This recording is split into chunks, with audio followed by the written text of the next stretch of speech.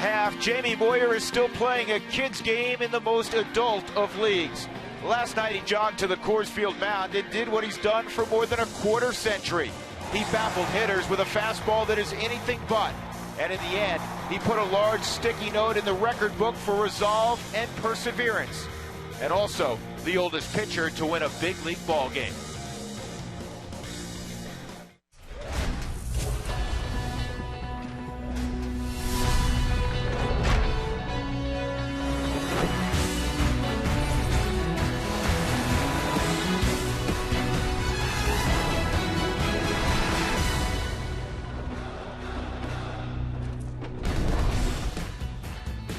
Grab a hot dog and come on inside the ballpark. Tonight at 20th and Blake, the rubber matchup between the Rockies and Padres. The Padres won 2 nights ago. The Rockies behind Jamie Moyer last night prevailed 5-3. And hi once again, everybody. Good evening with George Frazier. I'm Drew Goodman. What a special, special night last night was, and especially the way it transpired in that Jamie Moyer went out. It wasn't a 9-8. Well, he got the victory. He was dominant for 7 innings. Well, and what was great about it for me was the fact of what happened in the 7th inning. Second and third, worked his way out of that thing, and I think Jim Tracy decided, you know what? It's your ball game. You are here to win or lose this baseball game, and it's an opportunity for you to show a lot to these people. A lot of double plays turned last night. A lot of balls hit off the end of the bat last night against Jamie Moyer. He got out of the big situation with a ground ball to second base in the 7th inning. And for Jamie Moyer, you know what? It was a special for me because I saw him get his first win in the big leagues in '86. I see him do this last night. Doesn't make me special. It doesn't make me, but it's special to the people in the game of baseball to see him go out and perform the way he's performing. And if you happen to witness it on TV or you happen to witness it here at the ballpark, it was special to see that. And perhaps it even goes beyond that. Everybody out there who's 50 or so and says, you know what, I want to run a 10K. Can I do it? Can I get it done? Absolutely you can. Look what Jamie Moyer is doing. Well, we turn the page today to a younger man, Juan Nicasio, with a little different fastball, George. Yeah, a little different fastball, man, kind of to the tune of about 18 miles an hour faster. But Juan Nicasio is going to take the hill. Obviously, very nervous in his last start here at home where he had been special. An unfortunate night that he did not pitch well, but he's pitched well against the Padres in a couple of starts, 2.08 earned run average. The other impressive thing, just 3 walks, 19 strikeouts in those 2 starts for Juan Nicasio. I think you'll see the real Juan Nicasio today, removed from all of the circumstances of his first return to Coors Field after being hit in the head last August. When we come back, we'll talk about the Rocky shortstop, Troy Tulowitzki, struggling a little bit out of the gate.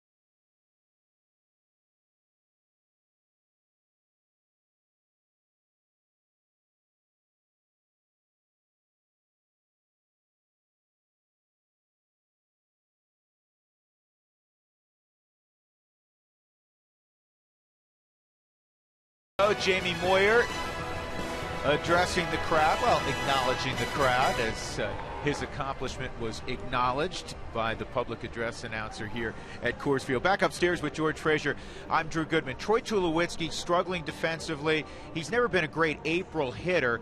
He's been okay offensively. We've never seen him struggle like this defensively. And I think as much as anything, he's out of the lineup today for just to take 48 hours off and give the brain a rest. That's the key. Give the brain a rest. Give it a little mental break here. I mean, last night for Tulowitzki, easy plays like this, throwing off of the bag. You know, ball's going between his legs. I mean, there's a number of things that have gone on that's not Troy-like. This ball right between his legs that allowed to run in and get second, third situation. And there's nobody that feels worse than Troy Tulowitzki of what's going on defensively. But to get a 48-hour break, get out of town, go to Milwaukee, you may see a huge dividends paid by that. Listen, it's like you always say offensively. He's the same guy who hit 30-plus home runs, drove in 100, has done it for a while now. He's the same guy who has 2 gold gloves. He'll figure it out. He will figure it out. We've seen it too many times. Look at the back of the baseball card. Rockies and Padres. Bob Apodaca wearing the mic. Come on back to Coors Field with us.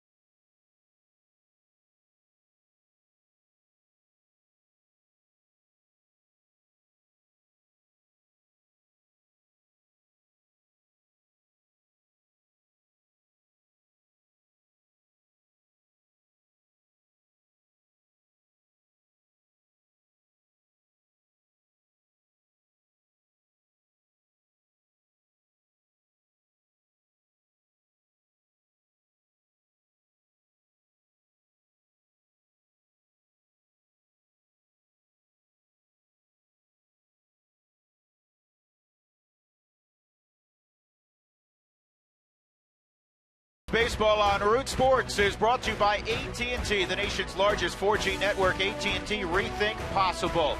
By your neighborhood Toyota stores, Toyota moving forward. By CenturyLink, fast speed and a low monthly price. Visit CenturyLink.com. And by Southwest Airlines, find our fares online only at Southwest.com. George, I thought we arrested that crazy driver yesterday. Yeah, what happened? Come on! What, he is just barely exceeding the speed limit. Get this. Tell me when he gets here. He's here. Let's play some hardball. Let's play some hardball, baby. Let's go. 44 to the mound, Juan Nicasio. And that is the former Princeton two-sport star, Will Venable. He'll lead things off for Bud Black this evening. Here's the Southwest batting order for the Padres. After Venable, Chris Denorfia, he gets to slide up in the lineup. You go 4 for 4, you get to hit in a sweet spot. He's up in the 2-hole. Chase Headley had 3 doubles 2 nights ago. Jesus Guzman's a good hitter. You haven't heard a lot about him, but he can flat swing the bat.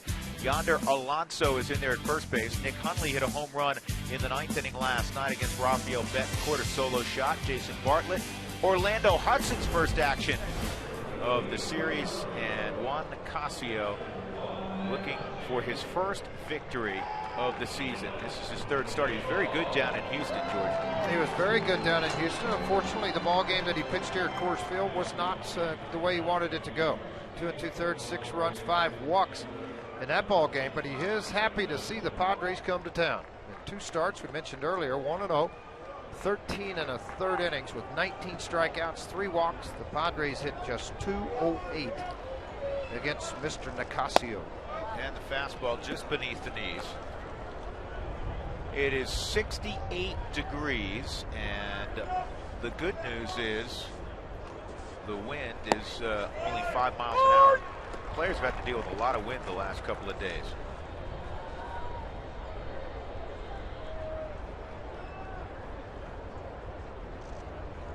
Here's the 1-1 on Venable. He changed his eye level, that fastball. The odd thing about Nicasio's last outing, George, the 5 walks. That's not Juan Nicasio. And I think after a quick start, he got the first 2 hitters. There were a couple of calls that could have gone either way, ball striked, and he walked a guy, then he walked another guy, and then I think the atmosphere really affected him. Well, I think before the game, the atmosphere got him. When it was great to honor all the medical staff that played a large role, or the role, of him being back on this mound. But I think sitting in the dugout and seeing that started to probably take the focus away from the game, justifiably so, before the start of that ball game. 1-2, and it's a ground ball that Helton lets Scudero take, and a nice job by Nicasio. Really, all that hard work, the PFP's pitcher fielding practice and spring training paying off there. I said Scudero, I'm sorry, that's Johnny Herrera. Scudero's playing short tonight, as you'll see on our defensive alignment. Cargo, Fowler, and Kadire in the outfield. So, again, Troy Tulowitzki is not starting tonight for the first time. Scudero's at short.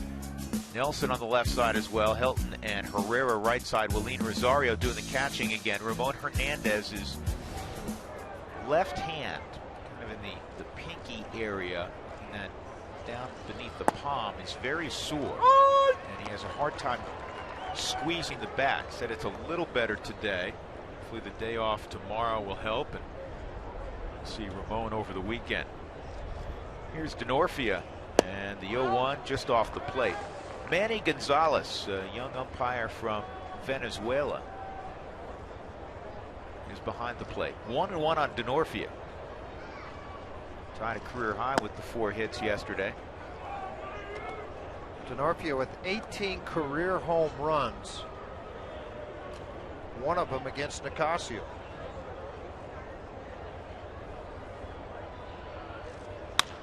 And this is on the ground to Scudero. This is where he played last year. He was a shortstop with the Red Sox.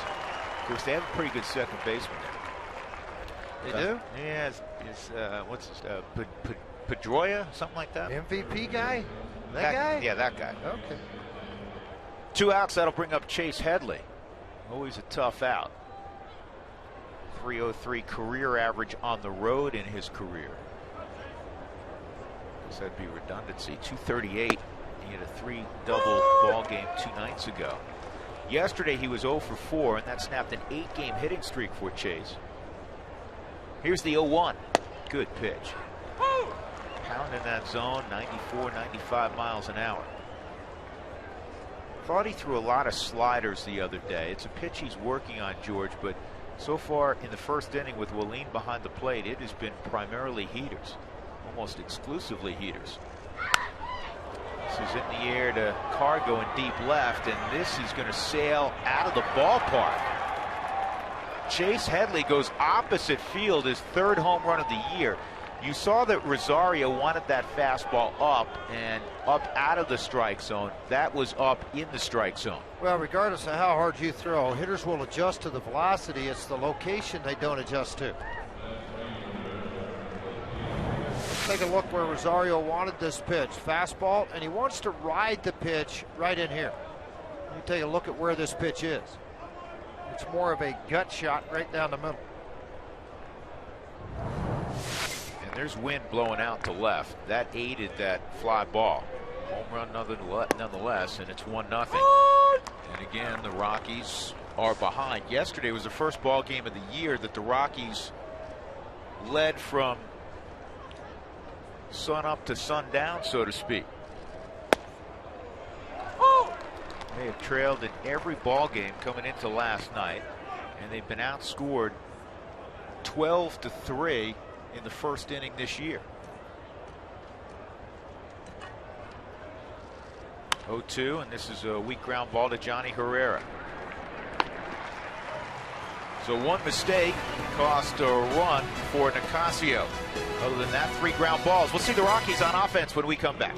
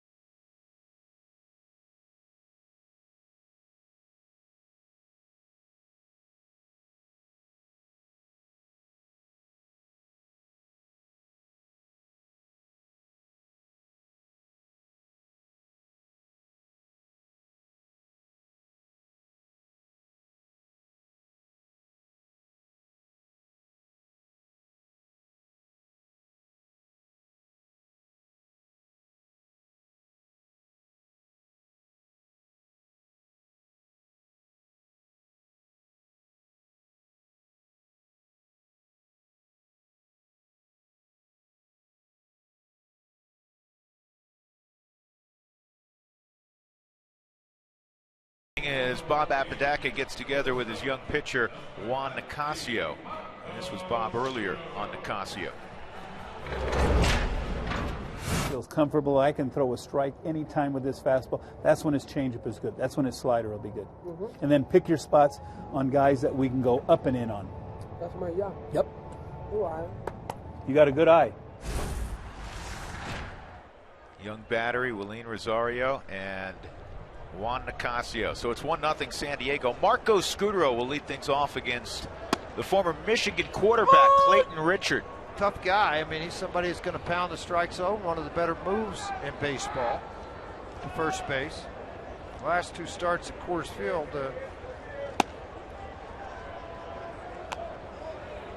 19 hits given up in 8 2/3 innings. This season's been pretty special. 1-0, 277 earned run average. Some work done on the shoulder a year ago. Maybe that's a little bit of the reason for the drop in velocity. Well, unlike Corey Luebke, who the Rockies lost to 7-1 on Monday night, George, this left-hander has not fared well at Coors Field. No, he hasn't. He's talking about that. The 19 hits, 14 earned runs, given up in 8 2/3 innings here. 2-2 count on Marco Scudero. And this is bounced to third. Headley gets the short hop. Now the easy part.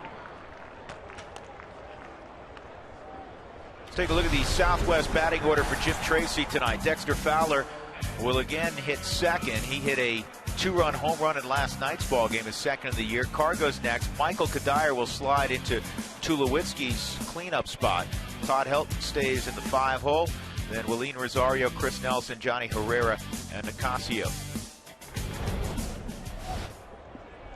Dexter has struggled against Clayton Richard. Just 2 for 19, make it 2 for 20. He got jammed there.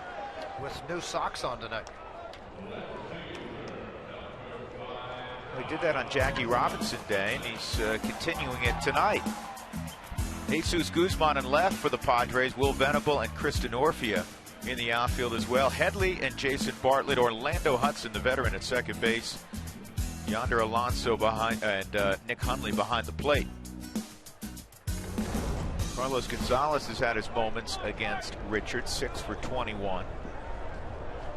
Actually, the guy that has had big numbers against Richard is Tulowitzki. 8 for 15 with 3 home runs. But again, Troy being given a day. He's been a little sore in the hip region. And those hits against Richard, very productive. And those 8 hits, he drove in 10 runs. 15 at bats, that's hard to do. Fans Who Wants Tacos and Who Wants to Meet Cargo receive a prize pack with autographed items and appear in the upcoming Taco Bell Who Wants Tacos commercial. Visit RockyMountain.rootsports.com and visit the For Fans Only section to enter to win. 1 and 2. So again, Troy Tulowitzki not in the lineup, being given only a day of rest physically, but certainly a day of rest mentally, which players need from time to time. There's Troy.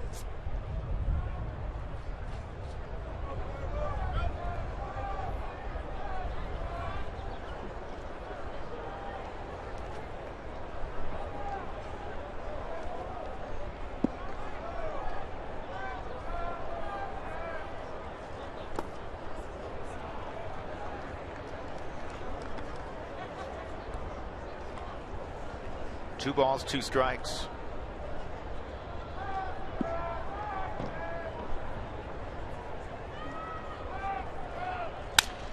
And look out in the stands. It's going to be an easy play for Richard. And a 1-2-3 start for Clayton Richard. Broken bat. The head of the bat went flying about 18 rows up.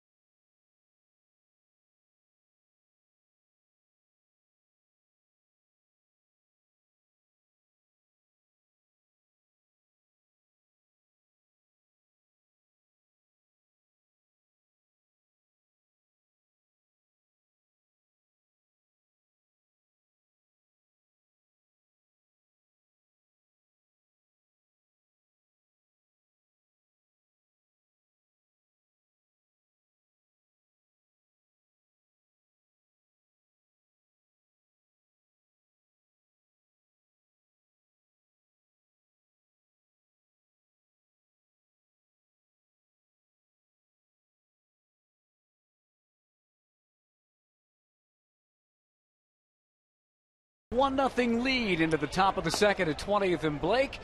As we get you to the center field set here at Coors Field, I'm Mark Stout. Last night, a historic win with Jamie Moyer prompted me to look up a few numbers about number 50. He beat San Diego for a 10th time and now has double-digit wins against half of baseball's 30 franchises. He got his first win ever at Coors Field. He's pitched in 49 parks. If he can pitch in that new stadium in Miami, it'll be 50 before he turns 50. He also picked off his 60th runner last night. That was Chris Denorfia in the game. And Drew and George, what I liked is there were 16 by my count retired managers, coaches, and broadcasters, including you, Frage, that had played with, against, or during Moyer's tenure, and they hit a combined 212 off of him. That's why I never got to hit against him. I know you didn't, but you played with them. I was going to say that's why they became broadcasters. All right. That's exactly right. All right, Mark, thank you. Yonder Alonso at the plate, a 1-1 count.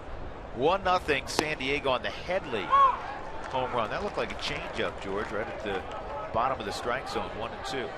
They say there has been a huge difference in Colorado Springs now because of the humidor. Want to hear a little more evidence? 2-0 Colorado Springs today in a 9-inning ball game and a win over Tucson. Hallelujah for that. And now, from an evaluation standpoint, a little easier. It's a whole lot easier, not only most importantly for the baseball operations side, but even you and I, George, we get numbers of guys, and you're trying to figure out guys hitting 330. All right, is that really 280? I mean, what does that mean? Well, on the other side of this, 4 pitchers combined for that shutout. Carlos Torres, outstanding. 5 innings, 3 hits, 6 strikeouts. Dotson, 2 scoreless innings. He gave up 3 hits. Mulligan, 1 inning, 1 strikeout. And Putman picked up his 3rd save, pitching 1 inning and striking out 2. So they struck out 9 in the ballgame. Now Putnam's got a good arm. Mulligan's got a good arm. Last night things were special in Colorado Springs again. Moscoso punches out 10 in 5 2/3 innings. Even more special than that was Mr. Cabrera, Tulsa, Oklahoma. 8 perfect innings, and the lone hit that they got was a ball that ricocheted off of his body and could not make a play on him at first base, and that was the first hit. He was at pitch 104. They took him out of the ball game, and the game was cleaned up, finished, and Tulsa went on to win 4-0. Scudero, he reminded me of Ray Ordonez on this play. Going to go backhand this baseball, pop to his knees, and then just lost the grip of the ball coming back up out of the glove. Right there, didn't have a grip on the baseball, trying to grab that 4-seam grip so you get some carry on the baseball. So an infield hit, Jason Bartlett's at the plate. Side on Bartlett. Nick Hundley with that base hit, 6 for his last 12 after starting the year 0 for 21.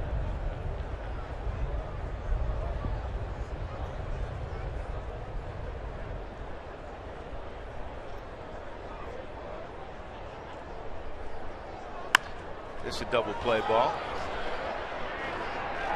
Nicely done. Scudero takes it himself. That's all for the Padres in the second. They lead 1-0 on a Chase Headley home run. Michael Kadire will lead it off for the Rockies when we return to 20th and Blake. Play markup.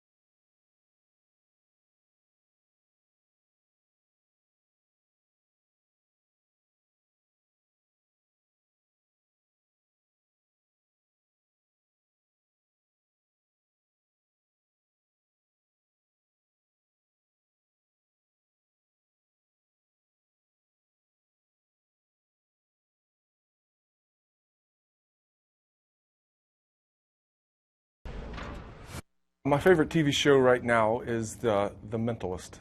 The Good Wife is the top show in my DVR right now. The best movie I saw this off-season was The Vow. My favorite hobby is probably either golf or to hunt. Anything that has to do with being outside. Todd Helton will bat right after Michael Kadire. First pitch is a slider that's inside ball 1 on Kadire. Michael's the only player now to have started every ball game for the Rockies. Healthy cut there, fouled straight back, 1-1. Rockies come in 5 up, 6 down. The Padres at 3 and 9.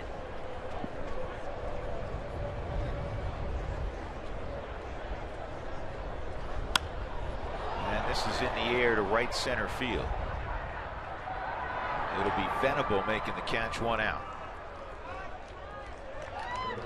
Rockies have struggled mightily in the early going, George, against left-handed pitching. It's not been good. You are 100% correct in that comment.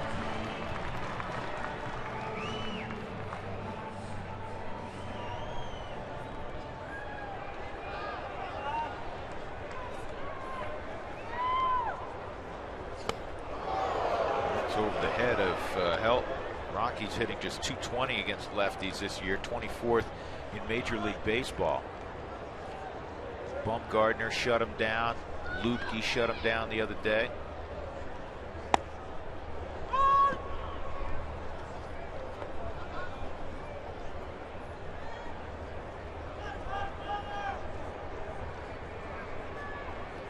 One on Todd outside, 2-1. Todd 0 for 8 since hitting that game-winning home run on Saturday night.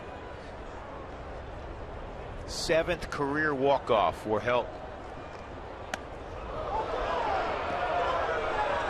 Richard, every once in a while, George, will run into some control issues. Yeah, but that's pretty bad. It's 2 in a row. Just totally missing. Fastball at 91 miles an hour. Not even close to the plate.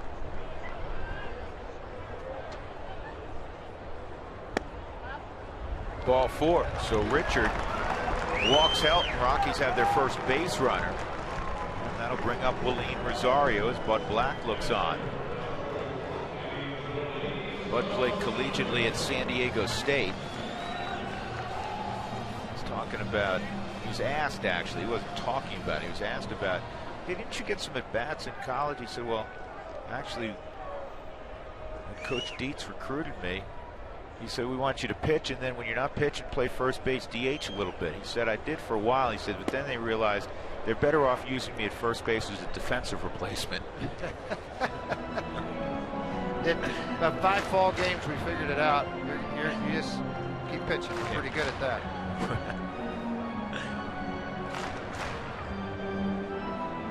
Clayton Richard got a no decision in his last outing against Los Angeles.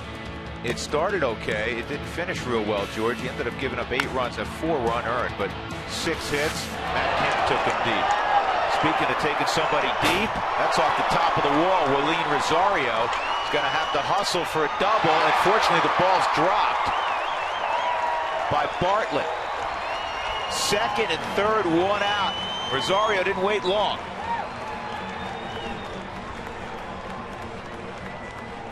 Got a ball up out over the plate for him, and again, this is a young man learning to be patient at the plate and take advantage of pitchers' mistakes. This is a ball up and away from him, and he's got enough power to hit the ball out to right center. This ball's off the auxiliary scoreboard in right field. Todd Helton watching the fly to this. All along, he was going to get to third base. He was hoping for a little more. The throw out of the hands of the shortstop. Otherwise, I think Rosario's out at second base. Like the hustle. Yeah, absolutely. 2 in scoring position for age for Chris Nelson. And Chris is really, I say quietly because he always spends so much time focused on the middle of the order. But Chris has done a terrific job this homestand, finding the barrel.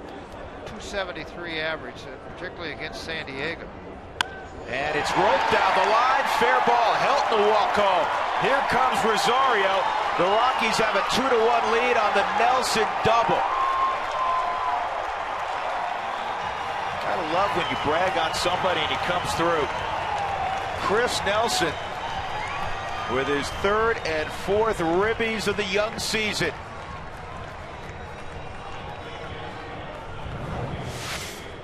Tore the cover off the baseball against San Diego. 378 average. Richard trying to run that cutter on the inner half. He just shot that ball by Headley down the third base line. And then it's Helton jogging, Rosario sprinting. The Rockies on top in this ball game. 2-1. And here's Johnny Herrera. His last start, he had 3 base hits. Just since September 1st of last year, Nelson has gotten an opportunity to play regularly at third base, some second, but nonetheless against the Padres, 2 home runs, 7 RBIs against them over that span. And also, to go along with that, an average of 328, according to the hippie. That would be Doug. Well, you remember on Sunday, George, Trevor Cahill had the super sinker going. The Rockies literally could not get the ball out of the infield unless Johnny Herrera was at the plate. Yeah, no kidding. Johnny ripped 3 line drive singles all over the yard. Here's the 2-0, and it's high, 3-0. Casio's on deck. Just 1 out. The Rockies produced 2 quick runs. The walk to Helt, the double by Rosario, followed up by the double by Nelson.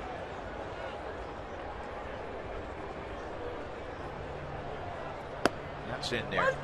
Chris Nelson, George, is in a really good comfort zone. He knows most days he's going to be in there at third base. The chance to play every day is what really generates a lot of positive things. This is pretty well hit. Denorfia going back, still going back. It's gone! Stop it! Johnny Herrera just went oppo. 2-run home run, and they're going to wear him out when he gets to the dugout. Really? This is the guy that he can't hit a home run in batting practice. He just went opposite field. Look at Dexter Fowler laughing.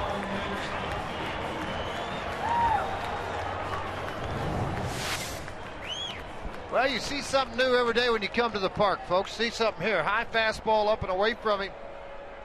Similar pitch that Rosario hit off the scoreboard. Johnny put it in the bullpen. How about the bottom of the order, Frage? Yeah. Why do you top guys even want to play in the game in the order? Let's just let the bottom half take care of things. What a simple, quick first inning. Ground ball.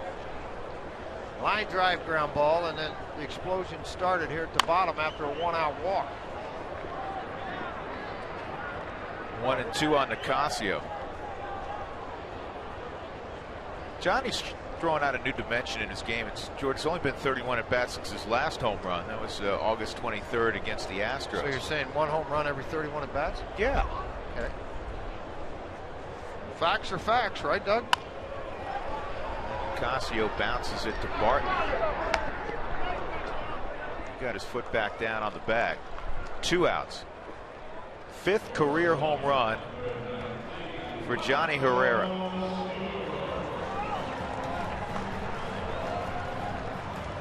He's one of the most popular guys in that clubhouse. There's Chacin. Well, let's put it this way. Johnny Herrera has 5 home runs and 573 career at bats. So that's 114.6 at bats. I never get the 0.6 thing. You only get 0.6 of it a bat. How's that work? It's a math thing I'll tell you about later. Yeah, okay. Let's just say 115 at bats. Look at this. Scudero puts it in the gap in left center field. Will throw it back in, and it's a double. 3rd of the inning. This time it's Marcos Scudero.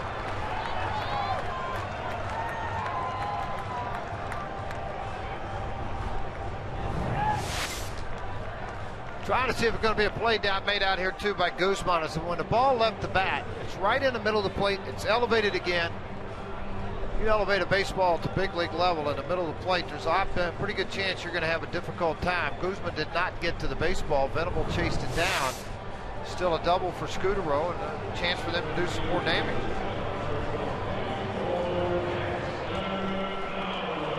A lot of pitches being thrown early in this game. 34 total with 2 outs here in the second. Yeah, most obviously this inning, because the first inning was quick. Ground ball to 3rd.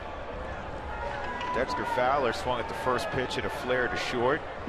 Cargo saw about 3-4 pitches and hit a comebacker. Here's Dexter again with Scudero at second. And this ball is lined to right, and that's going to elude Denorfia off the wall. And Dexter is going to shut it down at second. Scudero scores to make it 5-1. 4th double of the inning and a home run. Rockies don't have a single yet.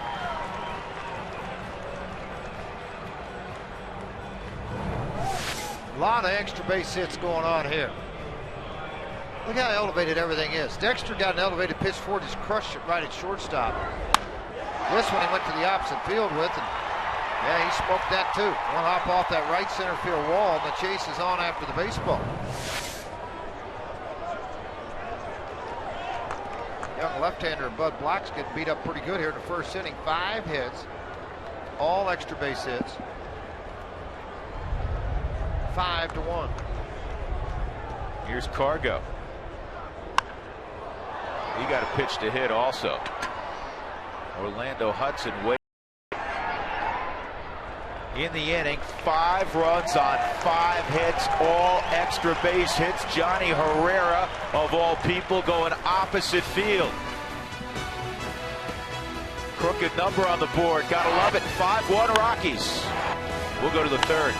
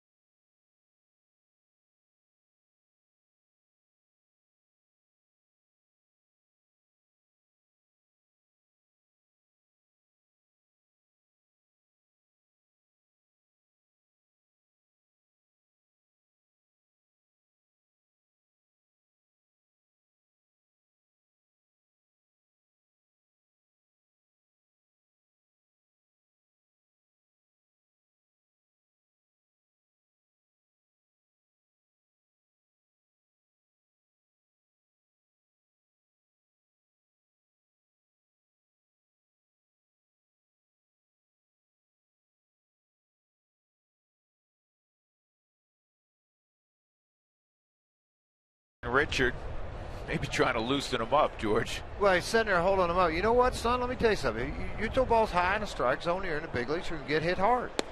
And that is exactly what he did.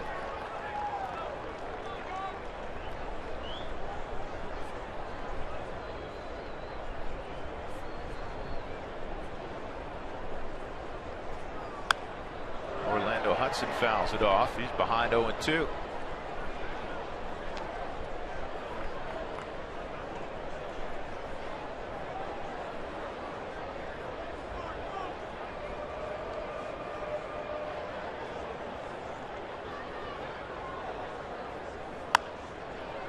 And a high pop-up down the third base line. Nelson hoping for a play.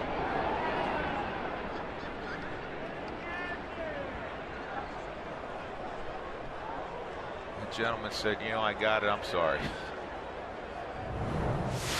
Hey, give a chase over there. Just always check it to see how close you are getting to there. And it's like, oh, I'm sorry, here, take it. Don't even tell him. And he looked at Nelly and said, sorry, dude. Nelly's like, you know, I don't think I could have got it anyway. How's the hot dogs?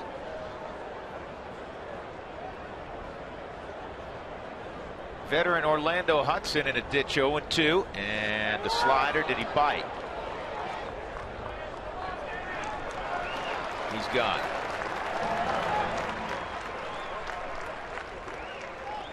One out. Clayton Richard coming up.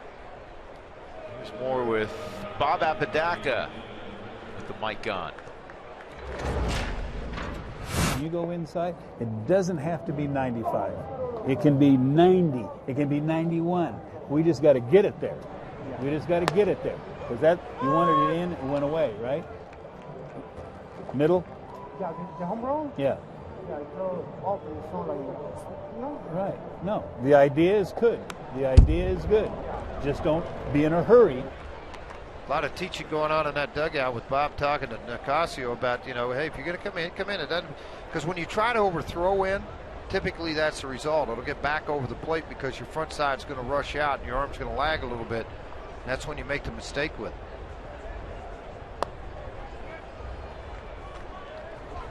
One and two. Time to take a look at our CenturyLink high-speed pitch. Fast speed and a low monthly price. Visit CenturyLink.com. Nicasio will throw a number of pitches around that 97-mile-an-hour mark. Goes slider.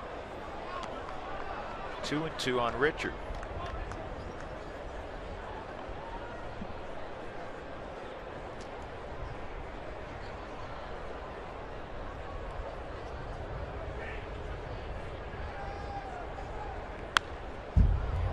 Good swing by Richard.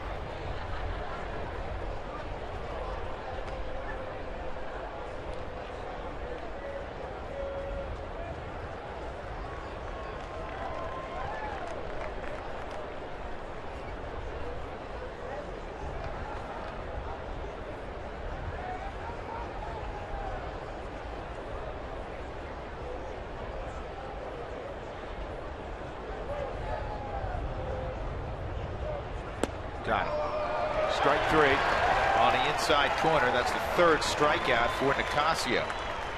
2 gone. Will Venable come up. Well, upgrade your game experience in Mountain Ranch Club. Tickets including credit for food and beverage. What a great place to get a wonderful meal and watch the ball game from. We'll be doing a broadcast out there sometime this summer. Did one a year ago. I think Sam should come out there and run camera. He's always inside. What do you think? Get him out in the elements. He's never been in the elements as a camera person. Ever. No, that's not true, because Sam, when he works football games, in the elements. Oh, they put a 10 over it. When are we going to the Mountain Ranch Club? Because on June 27th, 27th, I just yeah. asked a question. Our producer, Mike Fox, let us know. And I'm going to have to fast for a couple days before that. Because the food up in the Mountain Ranch Club, it's sinful. It's so good. What'd you eat? What didn't I eat? The left side of the menu. Somebody else was buying. I ate all the odd innings. In the odd innings? Yeah. Ground ball to Todd Helton. That's my kind of guy. Todd's going to race him. He's He didn't safe. get there. Didn't get there. Todd made a decision that he thought he could beat him there. And Nicasio was there. Yep. It wasn't out of necessity because the pitcher had fallen asleep. Juan's standing there waiting for the throw. Todd called him off. As he caught the baseball here and started to make the move, it's like, you know what, I got it. See, put the glove up, I got it. Nicasio stopped, and Todd never got there to the bag. When he strides, he missed the bag to avoid a collision with the base runner. Right, and he wouldn't have beaten him anyhow. That's a rare mental error. No other way you can describe it. You have to give him a hit.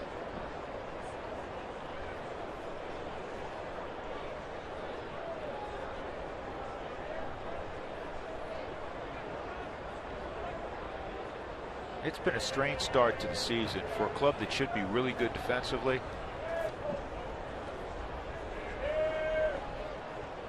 Tulowitzki with 6 errors. We've talked about that. He had 6 all of last year. Fowler's dropped a fly ball. Cargo's dropped a fly ball. Kadire lost a fly ball in a line drive in the lights. See the defensive alignment here, how close Johnny in at second base, and then you go back and you look in the notes and you see direction of hits. Well, he has 9 hits on the season, Denorfia. Only 1 has made it to the right side of second base.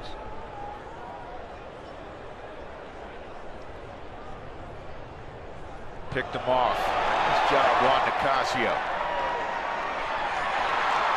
Got him on the tag. Scooter attacked Venable.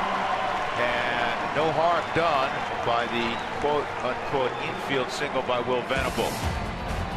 We'll go to the bottom of the 3rd inning. Rockies up 5-1.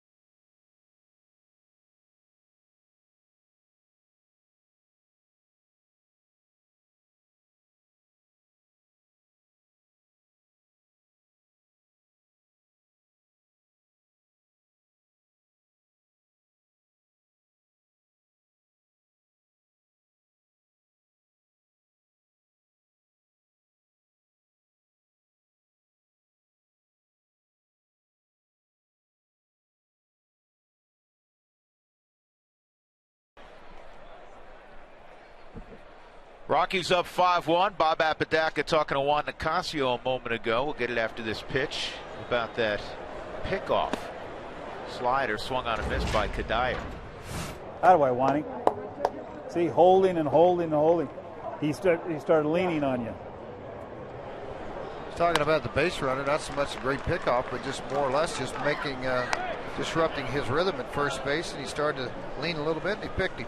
4th pickoff of the year for the Rockies, which leads the major leagues. That's good and that's bad. It's good they're picking them off. It's bad you're having so many chances to do it. I've seen more guys work to the side of the baseball, George, drop their elbow a little bit.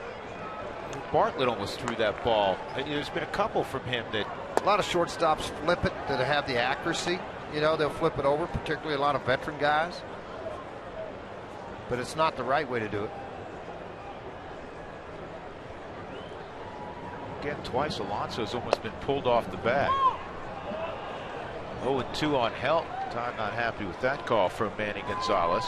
Todd walked and scored eventually on a 2-run double by Chris Nelson. Yeah, Manny's getting some grumpy hitters.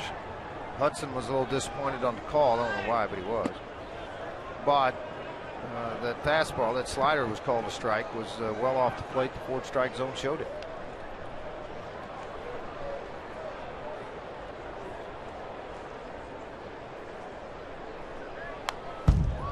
Todd stayed with that.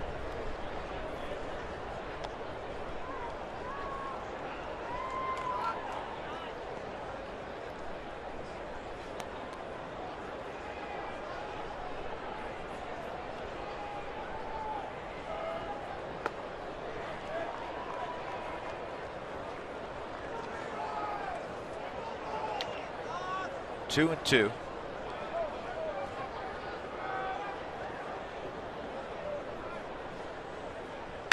And Todd serves it to left. Down the line, in fact, long run for Guzman.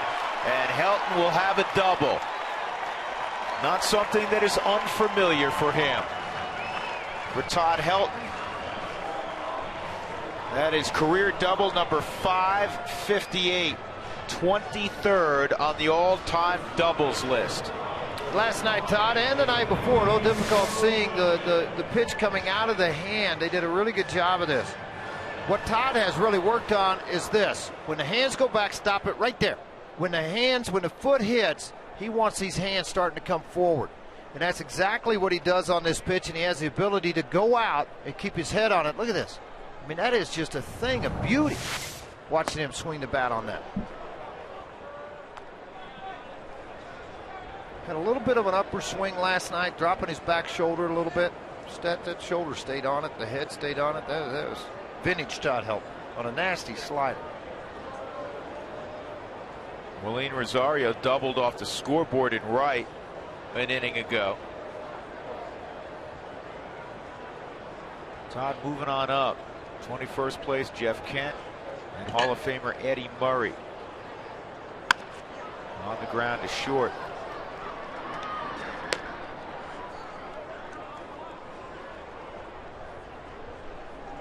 2 outs. Chris Nelson will come up.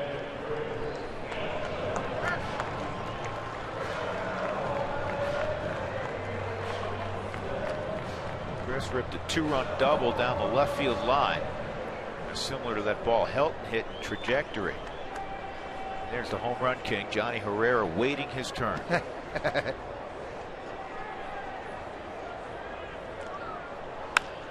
Ground ball to short. And Bartlett bobbles, got a hustle, just did get Chris Nelson. So Helton left at second after doubling with 1 out. We move to the 4th inning. Rockies 5, Padres 1.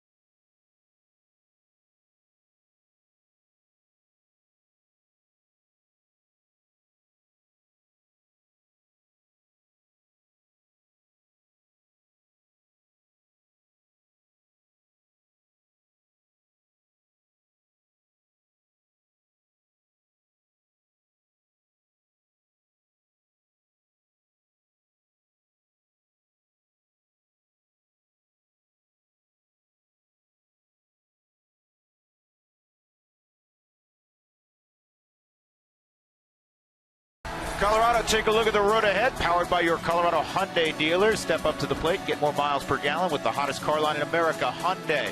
Tomorrow's an off day, travel day. Rockies to Milwaukee. They'll see Ryan Braun, Ricky Weeks, and the Brewers, and then Clint Hurdle's Pirates Monday, Tuesday, Wednesday. Then the Rockies will return home, long homestand. Mets, Dodgers, Braves. As we move into the month of May. Save responsibly when you shop your Colorado Hyundai dealers, coloradohyundai.com.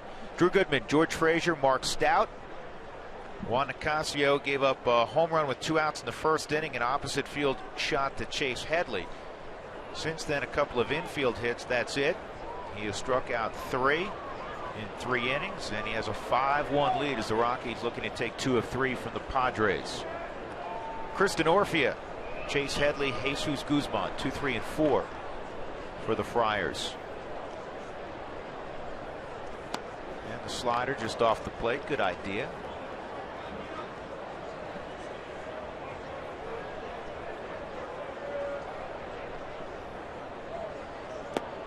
And another off-speed pitch on the breaking ball. Oh, Denorfia last night was a tough out. It was impossible. Jamie Moyer got everybody except Denorfia. He was 4 for 4. Fourth time in his career that he had done that. The last was in Arizona last year in September. He had 4 hits.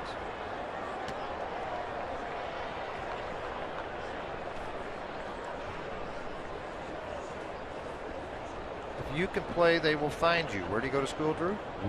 Wheaton College. Division II school. Upstate New York. Yeah, they're Division III. I thought we looked it up last night at Division II. No, you know who you're thinking of? Perino. Perino is Division II. He went to Lemoyne.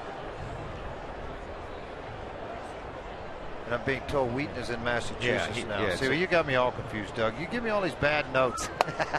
Where's that? When you don't have a mic, you're done. I guess I was inside. 3 and 2.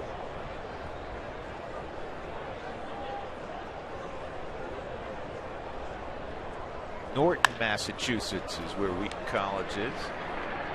Scudero throws out the pride of Wheaton College. The only MLB player ever out of Wheaton College. George joining the conversation with Toyota Talk in the 6th inning. Here's how you do it. Text Toyota at 720-720. That's coming up. It's coming up, and you'll learn how to win a $500 gas card. Coming up in a couple of innings, actually less than that, we'll hear from the manager. It's Wednesday night. Check in with Jim Tracy. Changeup. I like his mix tonight. Well, it's one of the pitches. As a young Dominican, he didn't have the slider. So it was fastball, changeup, and he had impeccable control with his fastball. And both sides of the plate typically down. And he would utilize that changeup more than the slider. Now he's developing the slider, which has gotten much better. There's the changeup again. Well, you place it like that, George, you're going to win a lot of baseball games. A lot of great arm action, too. His delivery on that changeup is outstanding. 1-2 to Headley. Fastball down, 2-2. Headley had a fly ball that got caught up in the breeze and went out to left field for Headley, his 3rd home run of the year.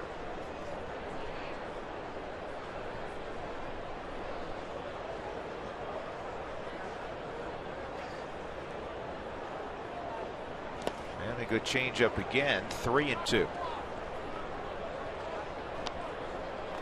All part of the maturity process. Having a 1-2 count. The guy hit a home run off of you, and then you stayed away from the fastball with the exception of 1 pitch, but you worked back to a hitter's count. Yeah, still got a challenge. You're up 4 runs.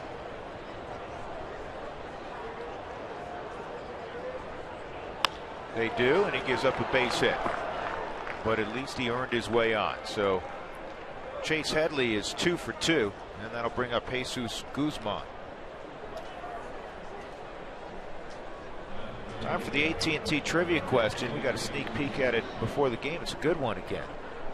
Before last night, who was the oldest Rockies pitcher to win a game, and who was the oldest player to appear in a game? This is a really good one.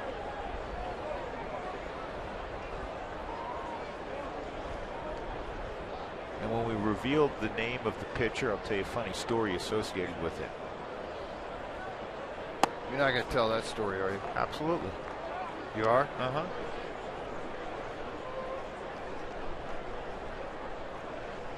I remember that like it was yesterday. So do you. Double-A pitching coach now for the Chicago Cub affiliate, Tennessee. That's a big hint.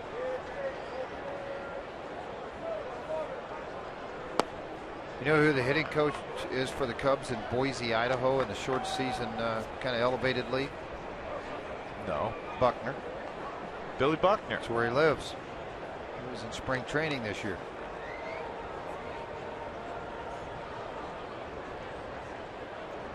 2-0 on Guzman. Fouled off. Kadyr's going to chase it. He's not going to have a play though.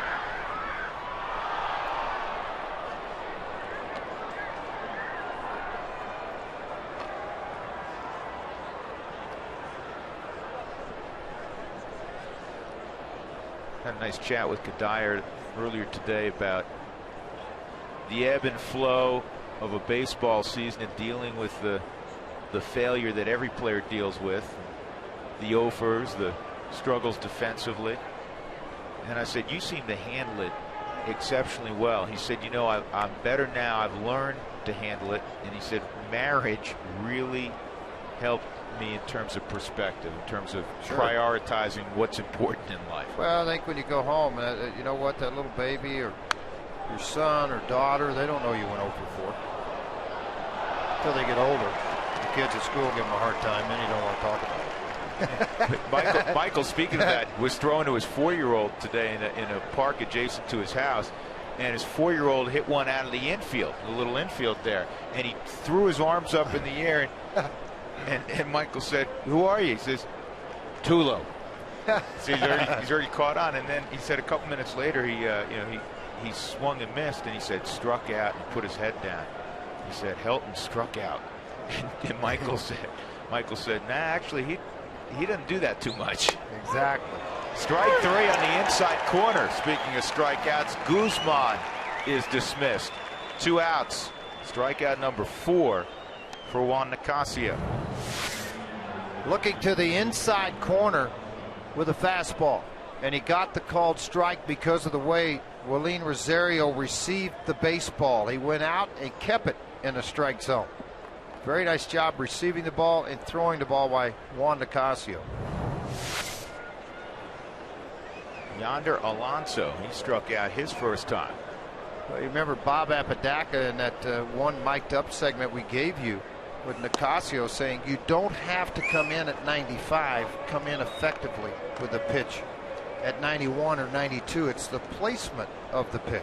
That time he placed it perfectly. 1-0 on Alonso. 10 for 31 lifetime against Rockies pitching. It's 2-0. Second time through the lineup, George. A lot more off-speed stuff to begin. You don't want to fall into a pattern. He has the reputation of more of a fastball pitcher than anything.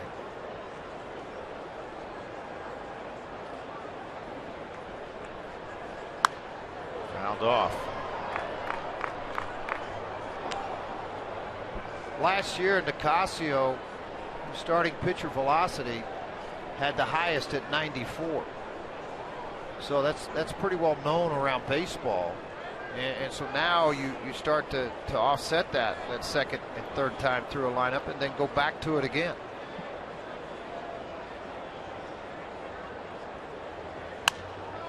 This is loop to left, but Carr goes there.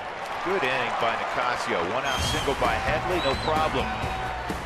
Middle of 4, Rockies up 5-1. Yeah, applaud his effort.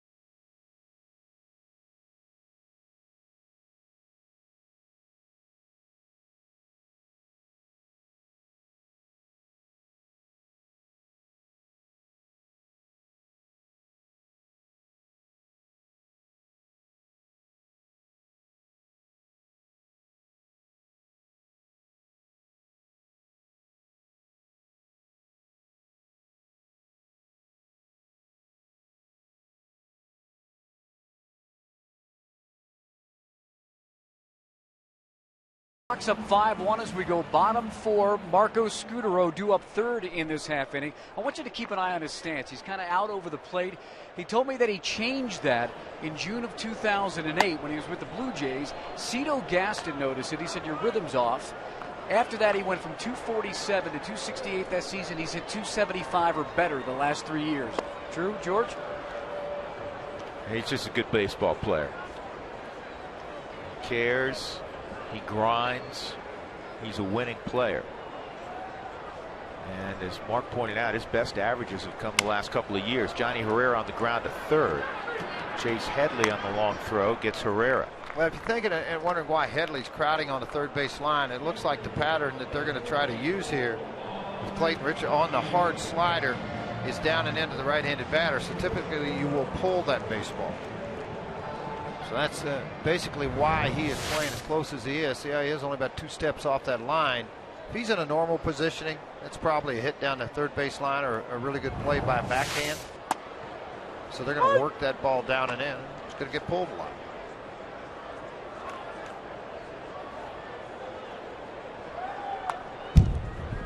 Casio fouls it back. 2-strike count on Juan. He bounced to short his first time up.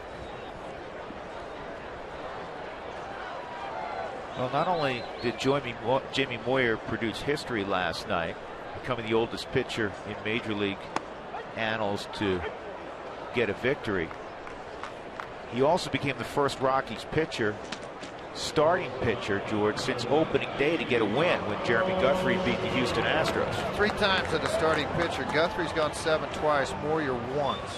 Everything else has been 5 innings or below, 5 1/3 below. So it's good to see that. You'd like to see it again here tonight, and Casio's on a pretty good roll of doing just that. He is. That strikeout of Nicasio by Richard, his first. Scutaro doubled his last time up to left center. Mark Stout was talking about Marco Scutaro's stance. And holds the hands way away from his body and then brings them in tight. Just a different way to relax yourself before the pitch is delivered. And a lot of it has to do with timing. You know, you just kind of sit there, relax, timing, get your hands back, get to that back load before the ball approaches the plate. One thing you can't do in athletics, and you absolutely cannot do it when you're swinging the bat, is have tension.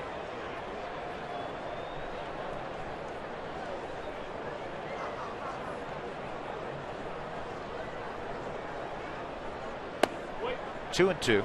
If you go up to Pete Rose when he hit and laid that bat back, George Brett, you could see their fingers so relaxed. I mean, it was like you could almost pull it out of their hands.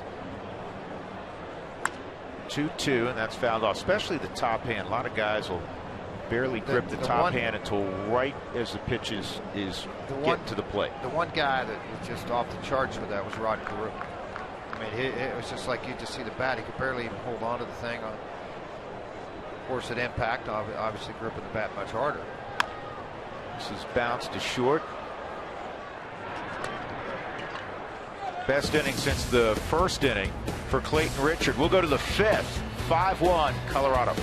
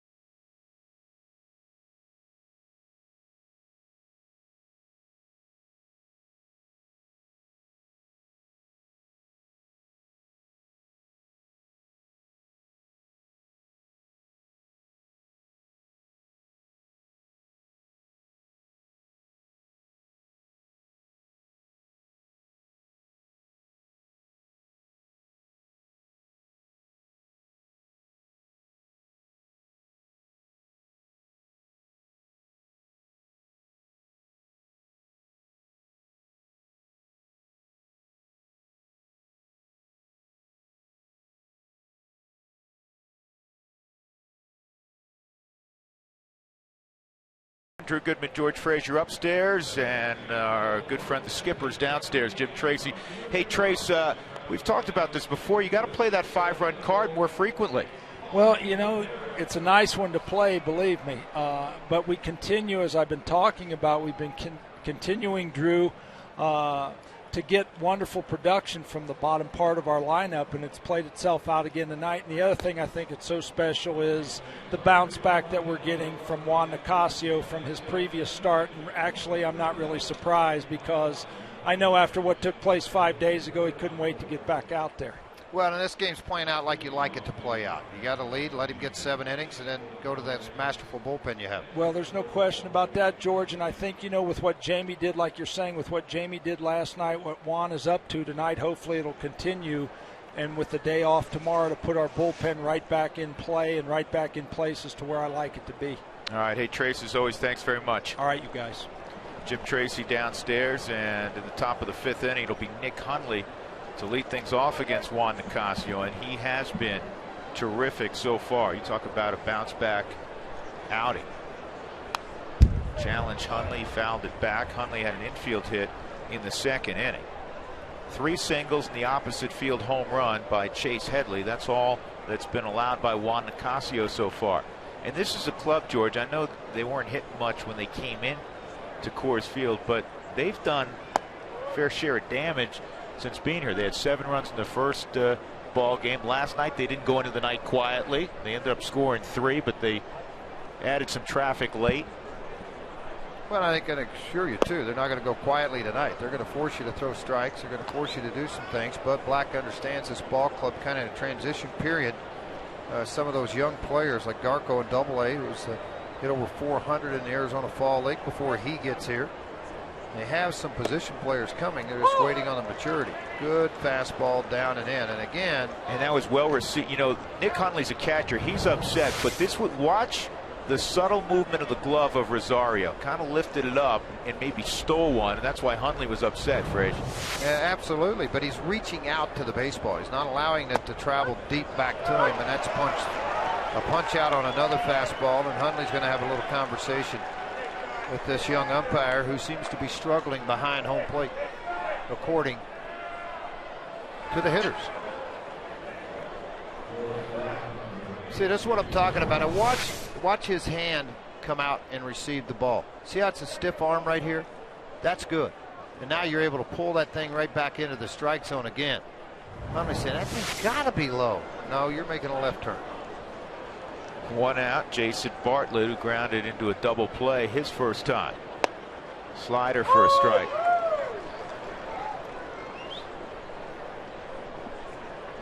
Casio's a big man. He's 6'3", strong, 230 pounds or so. And he's living at the bottom of that strike zone. They may not like it, Frage, but at some point they're going to have to swing the bat because you know, he's been consistent, Manny Gonzalez. He's calling the low strike. What it's showing me is it's kind of the old National League before they all got together and unified. The National League was a low strike league. The American League was a high strike league. Looking at this from the side, watch how he reaches out to the baseball. Plus, the other thing that's giving such a great view for Gonzalez is the tightness and quietness of Rosario behind the plate. It's a little compact target to throw to. He's not spread out. Charlie, he's really hitting the center of the body well. Jerry Weinstein, George, talking about how proud he was of the job Willeen did last night, and he's really cleaned up his catching and his focus also. Well, the other thing that I see he's doing is his ability to call the game, and then on the other side of that, I'm seeing the trust factor from the pitching staff with a young pitcher to go with what he's calling, and that's big. Willeen and Juan Nicasio played together in Asheville, Modesto, and also in Tulsa last year when Juan was called to the big leagues. Was Willeen Rosario doing the catching in Tulsa. Look at that target. You talk about nice. Where was that? Well, Get grumpy, you know what? Orlando was ready to throw the bat and head out to the field. Yeah, but that you know, didn't miss by much. Here's the thing about it. As a young pitcher, though, you're getting low strikes, and one off the plate did not get called a strike. You got to be careful with the body language. 2-2. And that's in the air to third. Nelson's got it. A 1-2-3. Fifth inning for Nicasio. Rockies 5, Padres 1.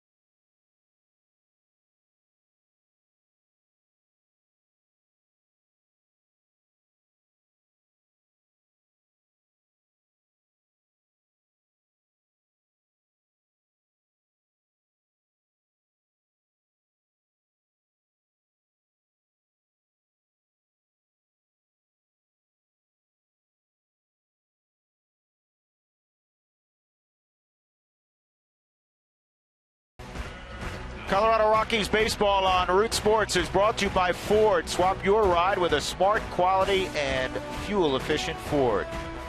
By College Invest, are you saving for college or just thinking about it? And by Sonic, for the perfect snack or meal. Pop in anytime for Sonic's Jumbo Popcorn Chicken. Back at 20th and Blake, bottom of the fifth inning. Rockies will have Dexter Fowler, Carlos Gonzalez, Michael Kadire, 2, 3, and 4 against Clayton Richard. Up 5-1.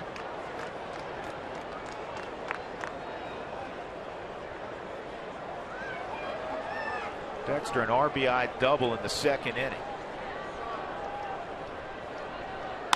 And this ball's well hit to right center field. Long run for Venable. He's going to get there.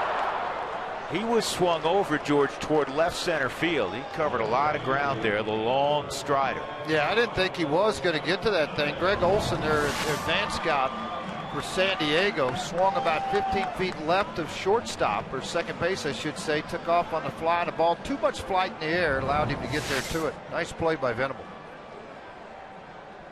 And now he'll position himself a couple of steps toward left center with Cargo up. Well, the old-time hitters used to really glance out into center field to see where the center fielder was moving, because it kind of give you an indication of where they were going to try to pitch. Makes sense. 2-0 on Gonzalez. Because guys are positioned differently in the infield versus outfield, because their ball is different when hitting the air versus on the ground. So Hudson's playing him to pull on the right side, wide open up the middle. But if you don't pitch to the defense, you're in a little bit of trouble there, you know. Makes it harder on those guys. 3-0 on Gonzalez. Kadire waiting. 1 out. 5-1 Colorado. And 4 pitches. None in the strike zone. And Cargo will go to first. Here's our AT&T trivia question again. 2-part question. Before last night, who was the oldest Rockies pitcher to win a game and the oldest to appear in a game? 2 different guys. Jeff Facero, almost 42 years of age, won a ball game for the Rockies in 04. Steve Finley played for the Rockies for a while in 07. He was released in June, well into his 42nd year. So I got to tell you a funny story about Jeff Facero. 1-0 on Kadire. That's in there, 1-1. So we're George, it's the first flight of the year. I don't remember where we were going, but a member of our television crew went up, very friendly guy, went up to Jeff Facero and didn't recognize him. Facero was out of spring training, new to the club. And he said, "Coach, how you doing? My name's Jeff." Facero looked at him and said, "I'm not a coach." Why would you tell that story on Mike Fox? I said, "Jeff." Why'd you tell that story on Mike Fox? No, it wasn't on Mike.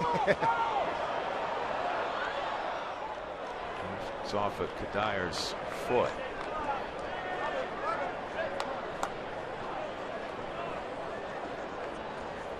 Actually, folks, Mike Fox is our producer now. Jeff Schinker was a man of all trades that worked with us for a number of years, now lives in Wisconsin. He's working on the Brewers broadcast now. And he's the one that said, "Hi, Coach." And never got to live it down. Coach is, as I mentioned a minute ago, Double-A pitching coach in Tennessee.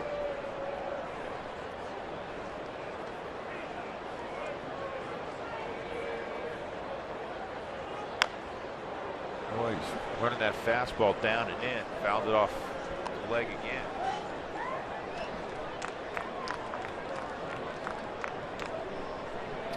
The Ford Strike Zone is brought to you by your local Ford stores.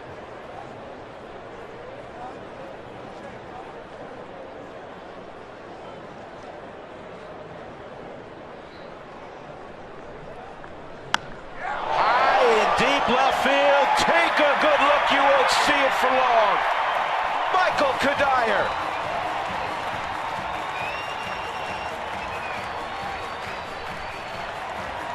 That's the 4-year-old. How he liked that one. He's going to have to imitate Daddy tomorrow in the park. The Cuddy man can. 2-run shot. 7-1 Colorado.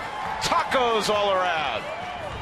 Continued to come to the inner half and went back with that cutter one more time, and it was one time too many. That's a veteran hitter anticipating the pitch and thinking, you know what, they came in and in, I fouled it off my foot. It got me a number of times. Thinking, and that's what pitchers think about. I'm going to go back in there again. He's not going to hack at this. I'll get a swing and miss strike 3, or I'll get a call strike 3.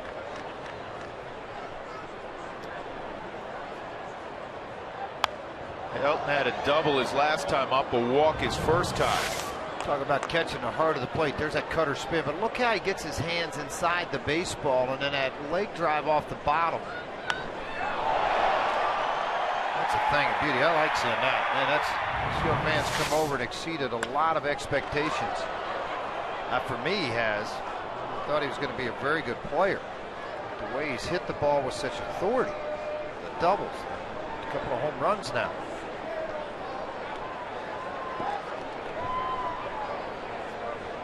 Hernandez and Cargo laughing. Kadyer still putting his equipment in the bat rack. There's Michael. Todd Helton called out on strikes, and now he glares at Manny Gonzalez. Low strike again, and it's called a strike. Now, ooh, wow. That was in the bottom portion of the Ford strike zone.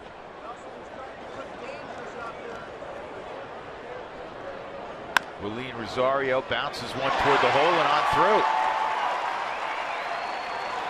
Second hit of the night for Rosario. Started the night at 200. All of a sudden, that average at 278 for Rosario. A couple of hits put a smile on your face, just as they have for this young man, Chris Nelson.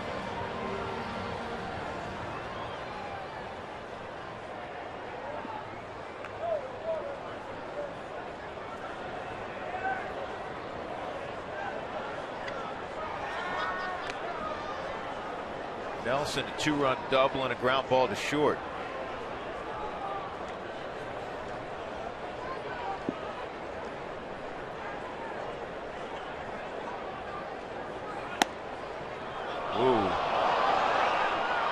Rosario took off, and now he's in a pickle.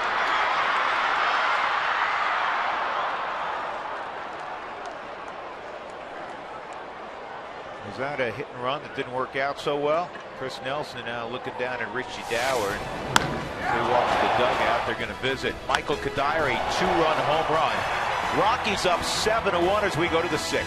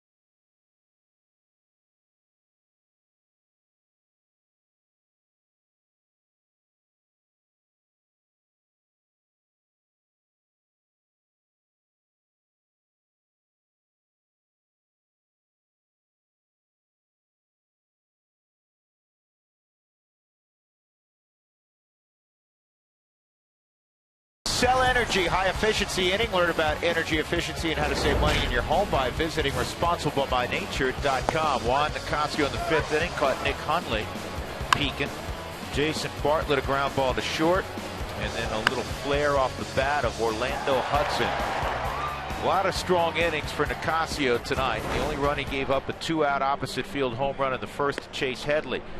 He's completing his warm-up pitches. He's got a 7-1 lead. Rockies trying to get back to 500. And then tomorrow a travel day off to Milwaukee. See the Brew Crew over the weekend. Corey Hart's off to a good start for the Brew Crews. Hit 4 home runs. Brewers and Dodgers playing tonight in Milwaukee, and it's 2-2 in the 7th. Toyota Talk inning. Richard down by 6 runs here in the 6th inning will hit for himself. Not surprising. Maybe their bullpen's a little beat up. I mean, they scored 5 in the 2nd. It's been pretty smooth for him since then. Like what Nicasio's done, 72nd pitch of the game as he works here in the 6th. Very efficient job.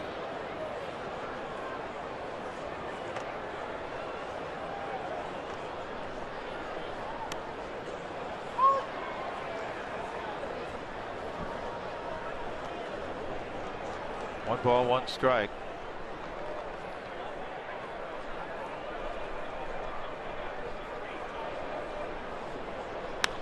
And this is popped up to left field. Carr goes there, he makes the catch. Richards retired, and that'll bring up Will Venable.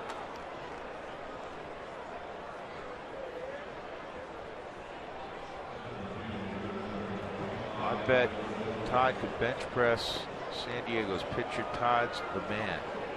Grizz and Lodgemont. Where's Lodgemont?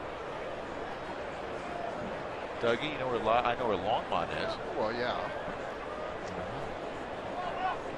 Maybe a typo, George. Okay. The Rockies 49er.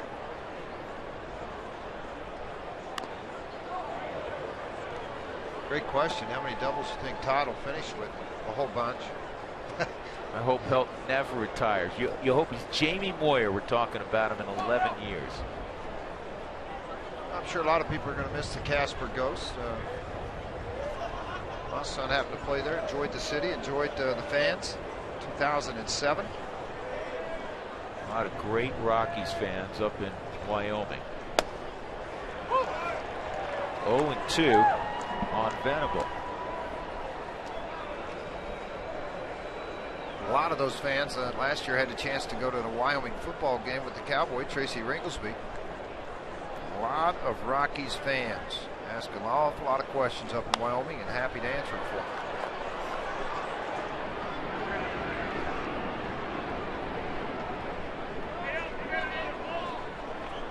Welcome back, Nicosia. That's Tom in Grand Junction, where the Casper Ghosts have moved to. That's a great baseball town on the western slope. Yeah, it really is. The Junior College World Series has been there forever. The town, I was told the other day, the town it's already bought, I'm pretty sure, if my memory serves me correct, over 1,000 season tickets. I had heard the same thing. Yeah. That is great support. And, you know, somebody shouting out from New Mexico. A lot of Rockies fans down to the south as well in New Mexico. Here's this pitch outside, and it's 2-2. You know what I noticed this year when I drove to spring training? The last couple of years I've driven out there to start of spring training. How many I see flags, Rockies flags, in New Mexico as I go through Albuquerque and Gallup and up through that area. It's pretty neat to see.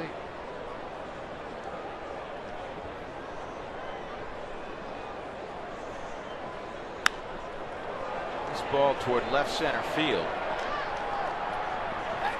Dexter does a good job getting over there. It's a double for Venable. Second hit of the night for Will.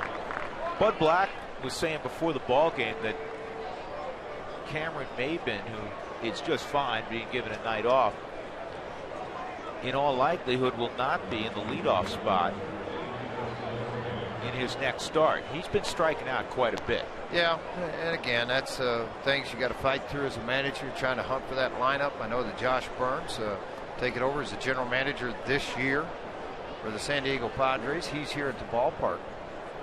You know, it's going to be not a long process, but a process to get the organization where they want it to go. And I think they have the right people leading it in San Diego. Omar Minaya is part of their front office now. We spoke of that the other day. There's Cameron Maben. One strike count on Denorfia. Twice he's hit the ball on the ground to Scutero at short. Playing for Tulowitzki. Tulowitzki just getting a day off.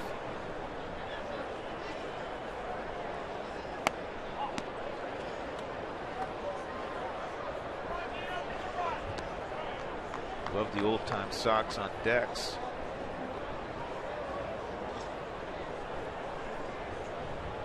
There they are. Stirrups. Time. Got a little old school working out there.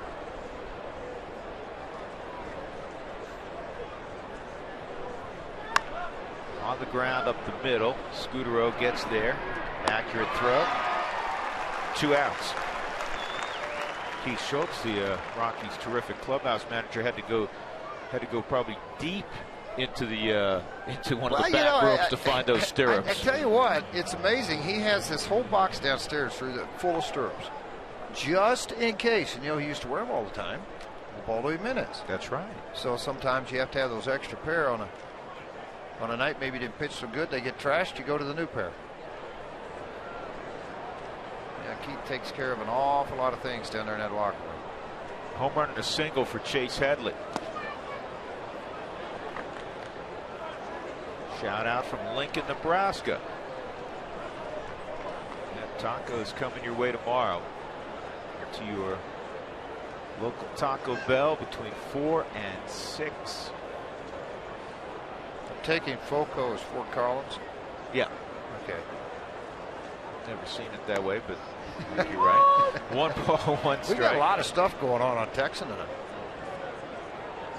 Congrats to Jamie Moyer. But I cannot wait until number 50 wins a game for us at age 50. Paonia, Colorado. Why do you think Cargo breaks so many bats? Long swing, yeah. Some off the end, some in on the hands. But it's a long swing, and it's a powerful swing. When a pitcher happens to place the baseball in on the hands like that, the swing stays the same, but the lumper can't handle the velocity of the bat going against the velocity of the baseball.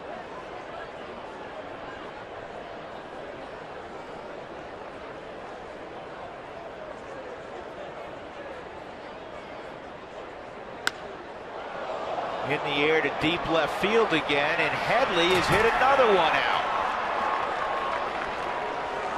This time a 2-run shot.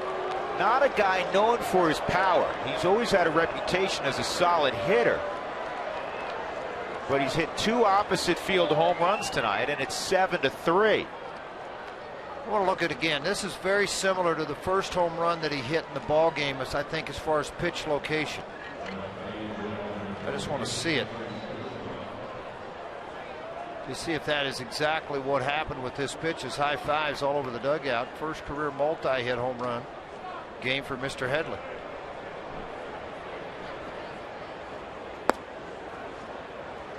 I just want to see the location of this pitch. Here's the first home run, folks. They want to go up and in, out over the plate. See where that pitch is? So, I mean, that's basically right here. Now I'm going to go ahead and show you the next one. Maybe I don't even leave my ugly circle on there. I'll take it off. Now they're trying to go down and away again. Same exact pitch. Both times.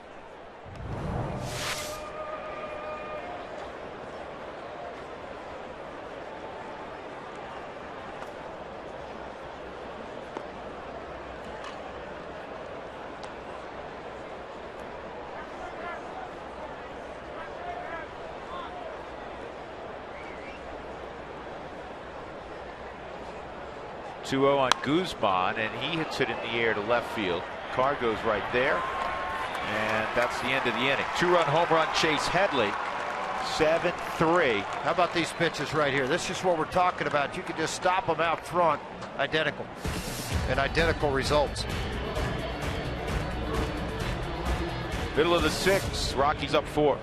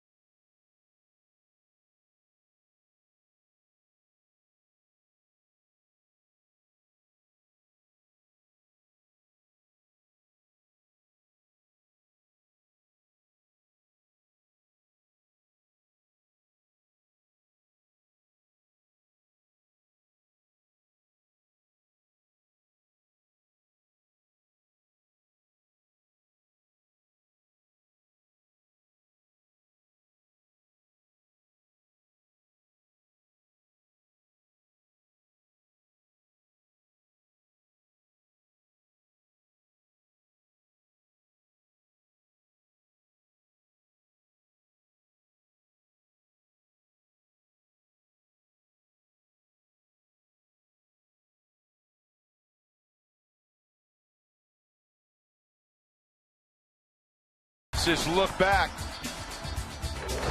Now the Rockies exploded in the second inning for 5 runs. They had 5 extra base hits, 2-run double from Chris Nelson. Then Johnny Herrera went opposite field and hit one out, 2-run shot. You get a Dexter Fowler RBI double after a Scudero double later in the inning. Chris Nelson at the plate. This also a ground ball to short, so he's 1 for 2.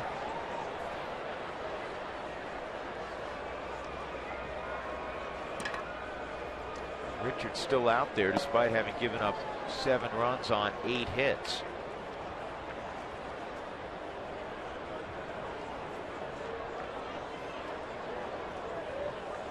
Padres are back home tomorrow. They open up a 4-game set against the Phillies.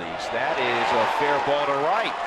Heading towards the corner. Denorfia slides to cut it off, but he's not going to get Nelson. Chris has his second 2-bagger of the night.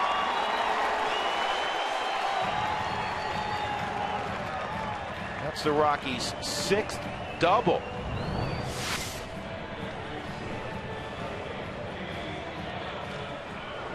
Shot right down that right field line, out of the reach of Alonso at first base, and then the throw in not in time. Nelly with a double.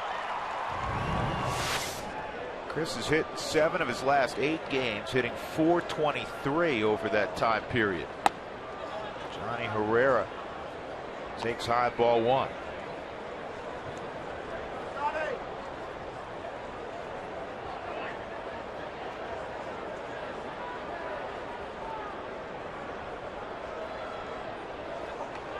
Josh Spence. Kind of another low 3/4 left-hander. Thatcher did a little bit of that last night.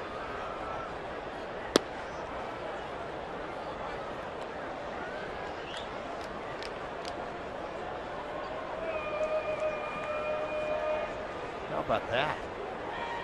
28 doubles for the Rockies. The Dodgers, most of those by Matt Kemp.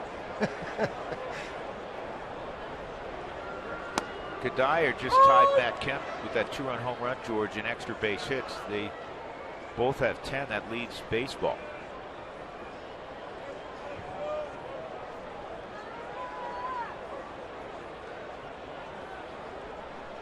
The Dodgers coughed one up yesterday, George. This is looped to right. Denorfia is there, tagging Nelson. And it wasn't deep enough for him to move up. 1 out, Juan Nicasio coming up. Coors Light, cold hard blast.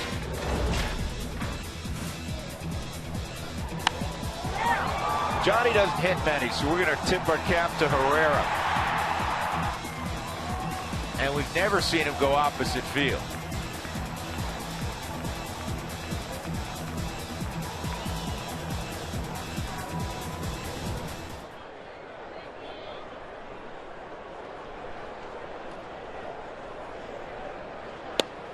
Inside on Nicasio.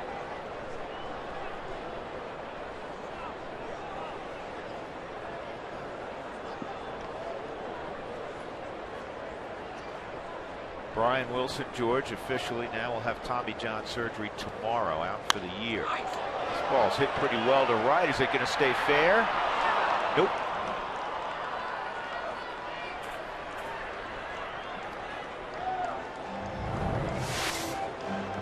Opportunity a year ago. Remember, Nicasio hit a couple of doubles. When he first came up, he almost got another one here and an RBI to go with it.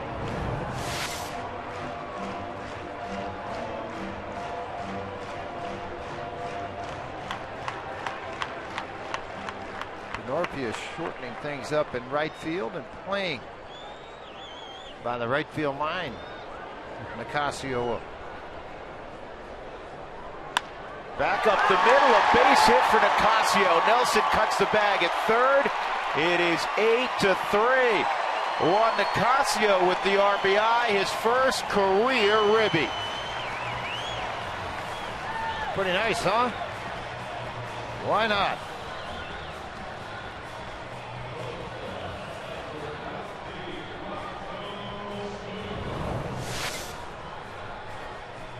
Little toe tap working there on the front side by Nicasio, and then he just turned on this fastball inner half.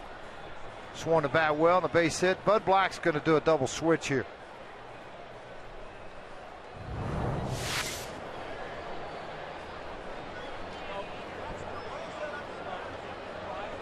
So Nicasio will take a little bit of a break while the Padres make a couple of moves. 8-3 Rockies.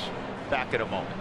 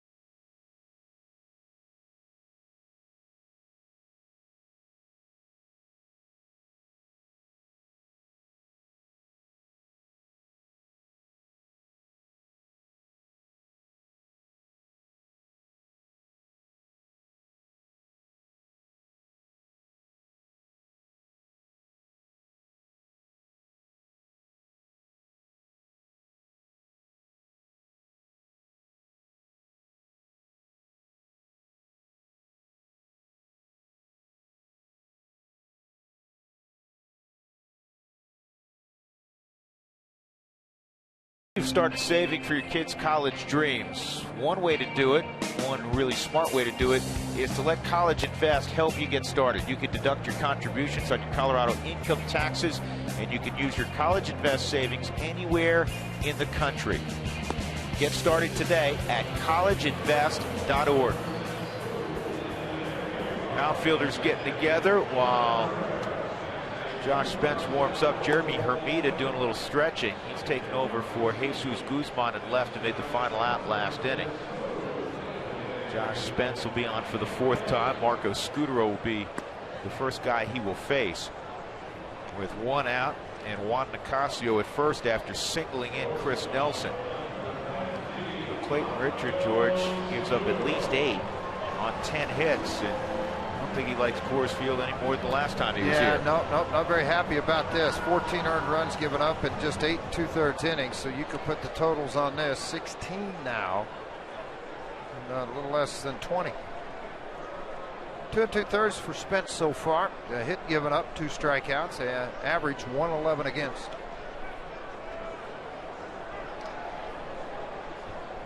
Scutero 1 for 3, a double in the 2nd inning. Rockies got 5 in the 2nd against Richard. They had a walk, 4 doubles, and a 2-run home run from Johnny Herrera. We have another home run, a 2-run shot in the 5th inning from Michael Kadire. 2-0. Diamondbacks, Frazier, going to be short-handed for a couple of weeks. Chris Young was off to a great start, and Jeff Blum placed on the 15-day disabled list today.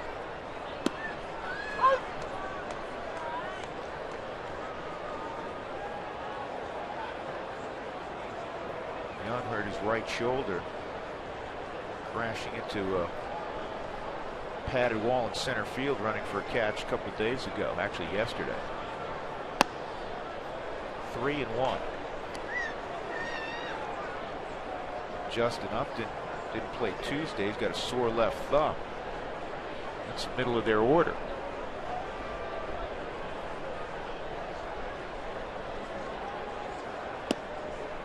Ball 4. So Spence promptly comes in and walks Scutero.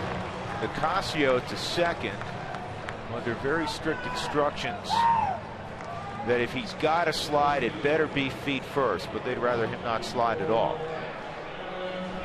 Dexter Fowler coming up. Rockies fans, want to win your dream home? Enter the Mile High raffle today to have a chance to win a $3 million dream house or a $2 million cash award. Support the Boys and Girls Clubs of Metro Denver. Visit milehighraffle.com for more information. You don't see this often. Spence from Australia. Still lives there in Victoria, Australia. Went to school at Arizona State. Played for Pat Murphy, who's now San Diego's short season manager in Eugene.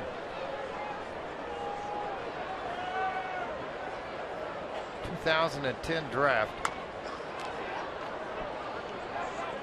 In the 9th round. Second out of their 2010 draft class. Chris Sale of the White Sox was the other. Pitched in San Antonio a year ago, through 35 ball games, was very good.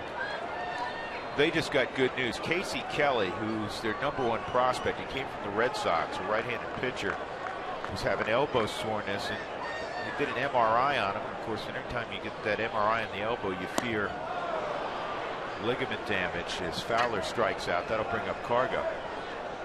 And no structural damage, just some inflammation. He's going to be shut down for a few weeks, but that's good news for the Padres organization. Great news for the Padre organization.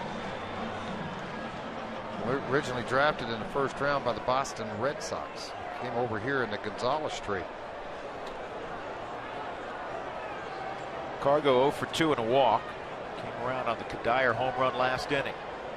8-3 Rockies. They've out-hit the Padres 10-6.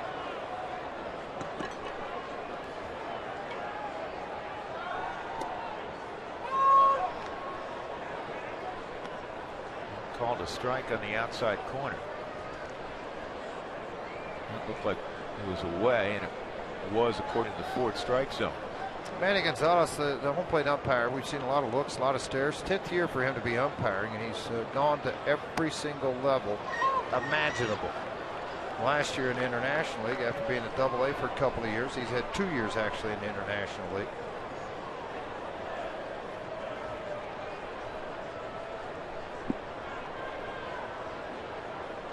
Oh, 2 on Gonzalez.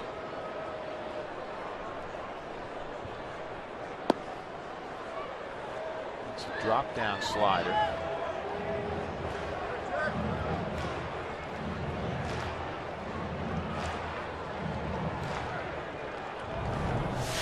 Really riding off of that one seam to make sure you work around the baseball, create a side rotation on the baseball to get that type of movement.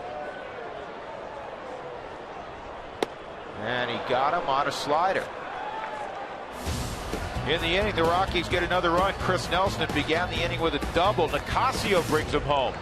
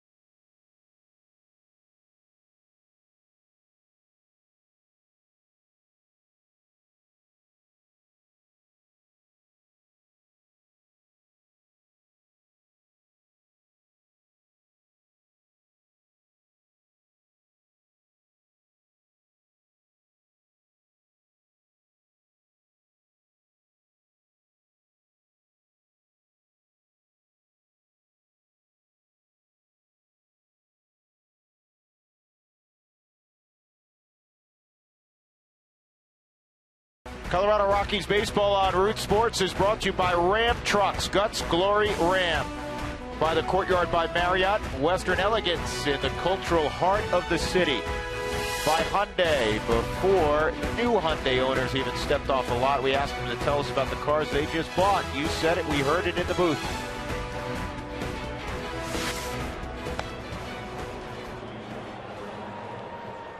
Tyler Colvin's in right field. Takes over from Michael Kadire, who is due up first next inning. Not sure why. Maybe with the big lead. Day off tomorrow. Day and a half off now. And give him a few more innings off his feet. Kadire's the only one to have started every ball game for the Rockies.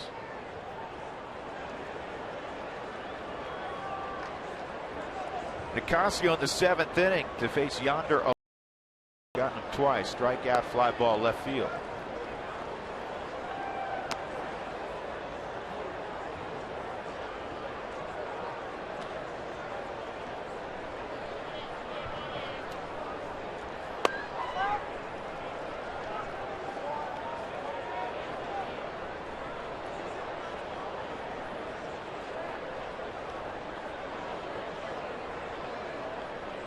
Two-0.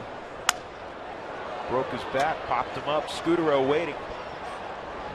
Marco's got it, one gone.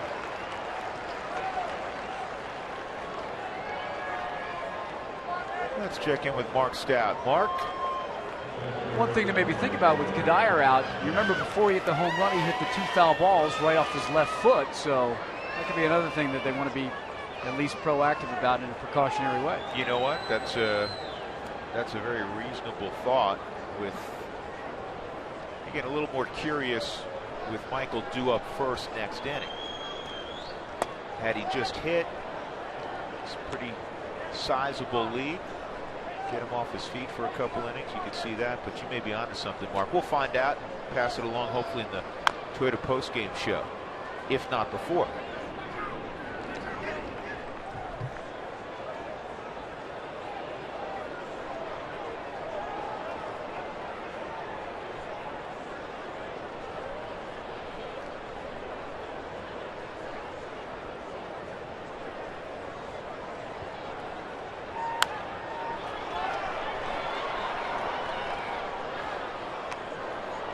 1-2 count on Nick Hundley.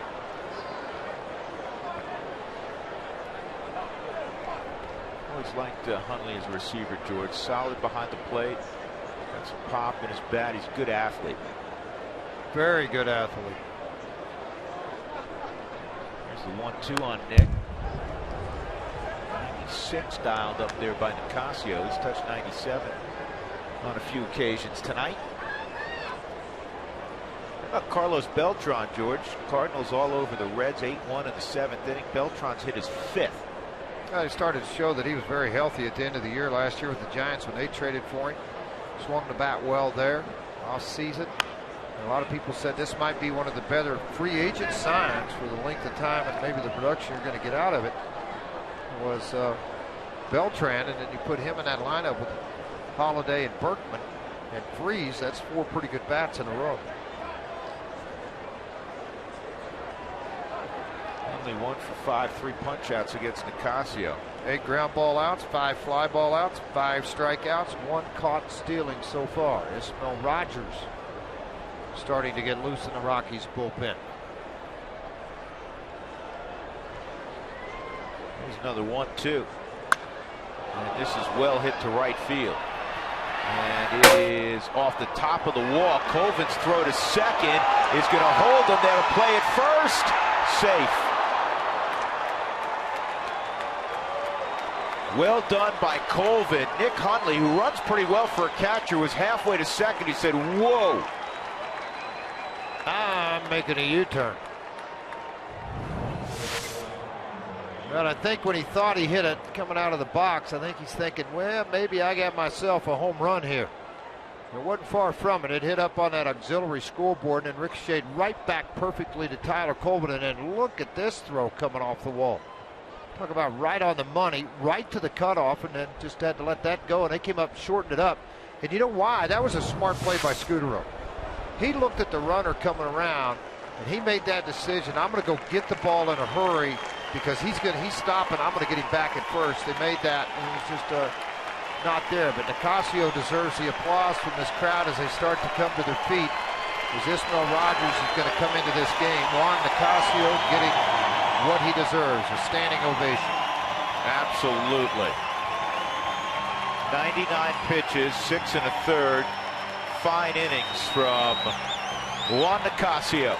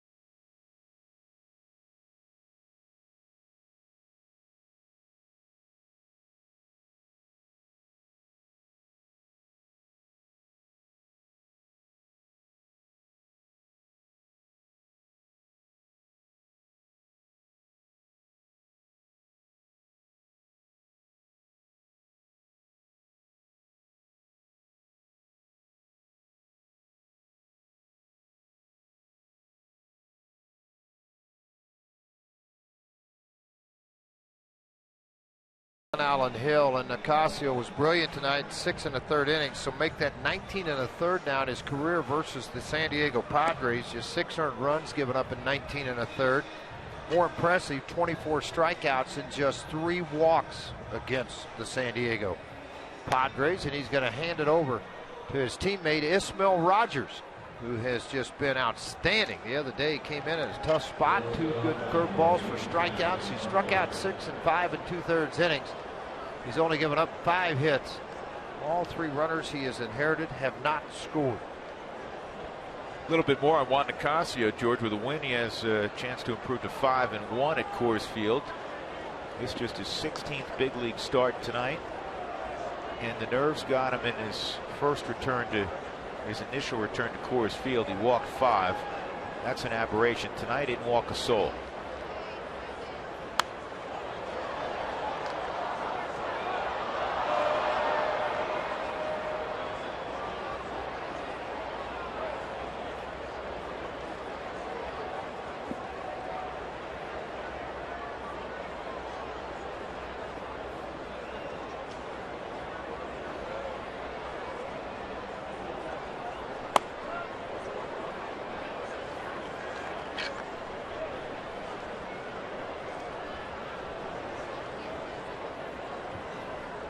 Bartlett at the plate, a 1-1 count.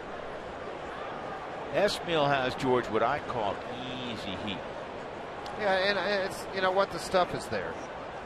I think some of the adjustments they made with him between Bob Apodaca and Jim Wright have been to keep that front shoulder from rotating and closing so much and staying close too long to the plate. And it's allowed him to get the extension and not leave balls up in the zone. It's really improved the breaking ball for Esmiel.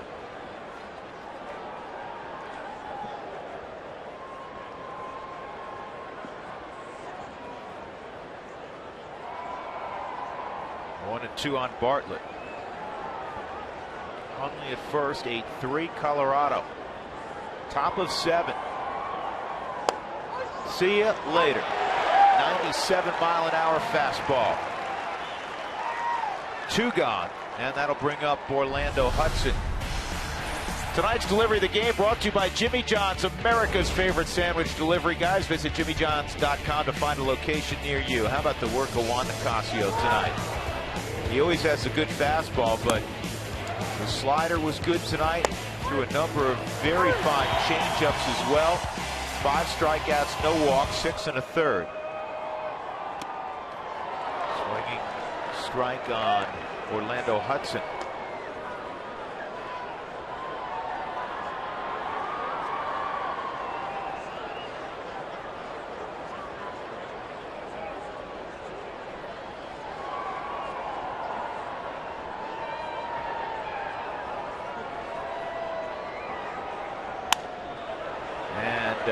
Base hit for Hudson.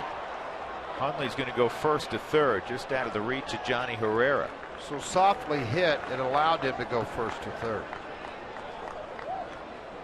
Hitting the road? Well, why don't you do this? Subscribe to MLB.tv to see every Rockies out-of-market game online and on your favorite devices in HD quality when you're not at home.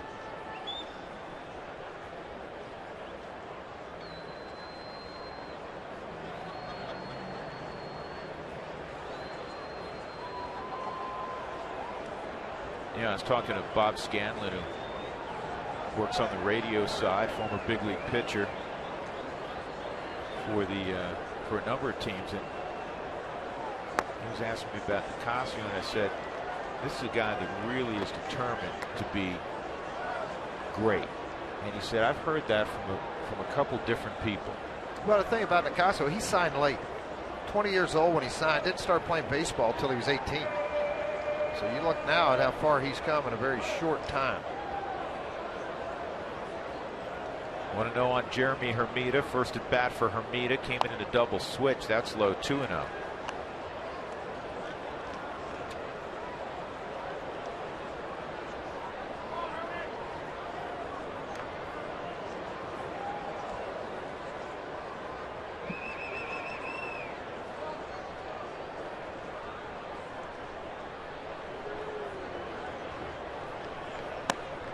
Three and up.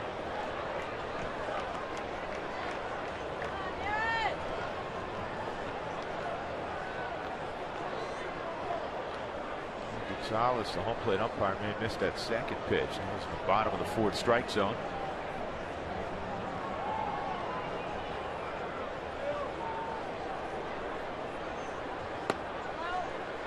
And that's outside, ball 4. So now the bases are loaded for a guy with some power in Will Venable. showed that with that double he hit earlier. Nobody up in the Rockies bullpen, and a quick visit from Bob Apodaca.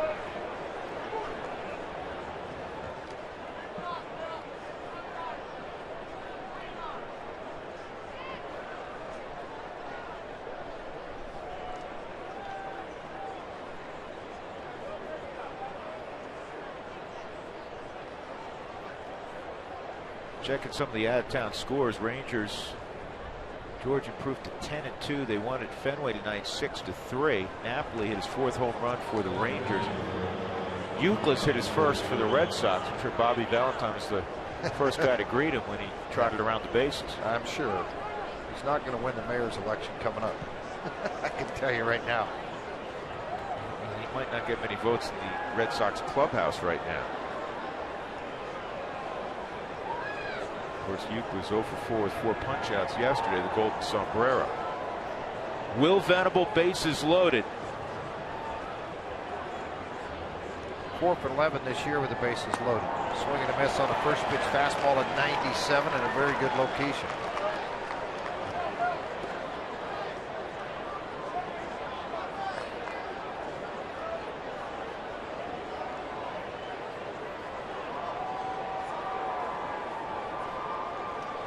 Here's the 1-strike pitch. Good looking pitch. Slider, and it is 0-2. Remember last week, Aaron Harang, former Padre, struck out 9 straight Padres now working for the Dodgers. The streak ended when Venable hit a home run.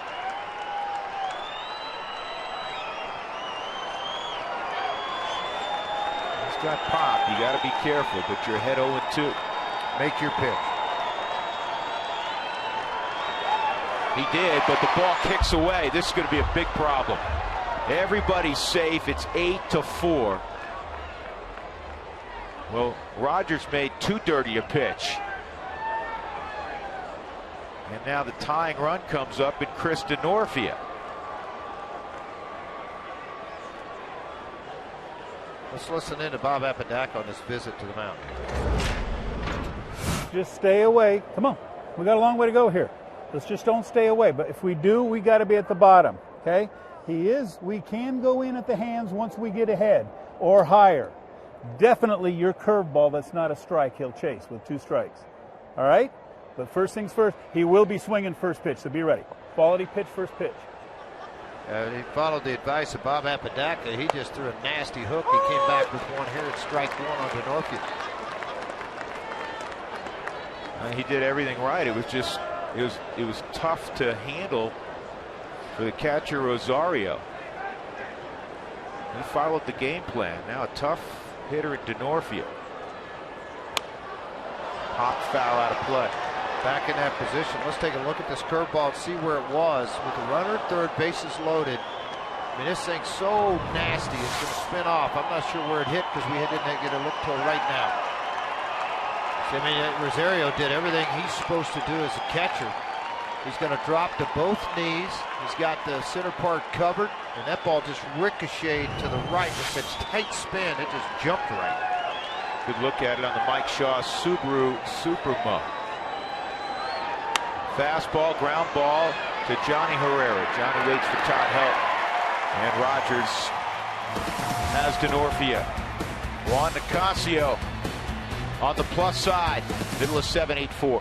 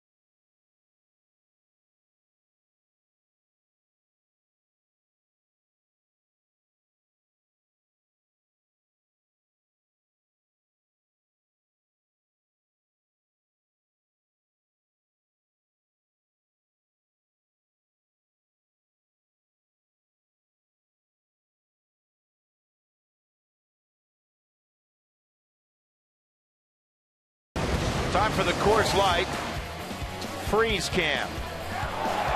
Michael Kadire got a pitch down and in, and he hammered it. Left center field, long gone. Second home run of the year for Kadire. A 2-run shot in the 5th inning. And he's due up right here, but he was replaced an inning ago by Tyler Colvin. Word from the Rockies is that there's no injury related to it, just getting him off his feet the final few innings. Colvin's been hot too, so I mean, even though it's left on left, difficult matchup, Colvin's gotten a couple of big base hits against left-handers in the last couple of ball games. He has been very impressive, not only throughout spring training, but now when it counts, the opening week and a half of the season. Home run, 5 RBIs, and maybe another one. That's up the middle. That's going to be a base hit. Tyler Colvin just keeps it going. His manager was bragging on him tonight before the ball game.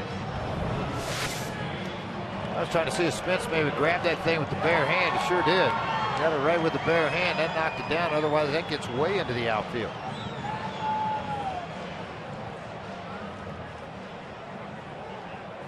High slider, reached back to bare hand, caught it right on the finger.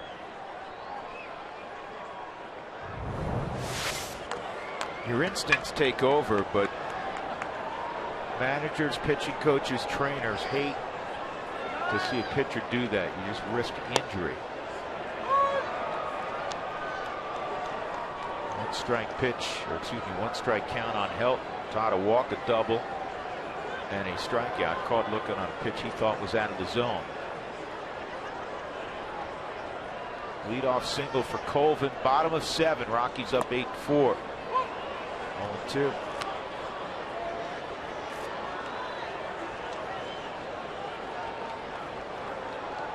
Melton's played 222 games against the Padres. 31 home runs, 115 driven in.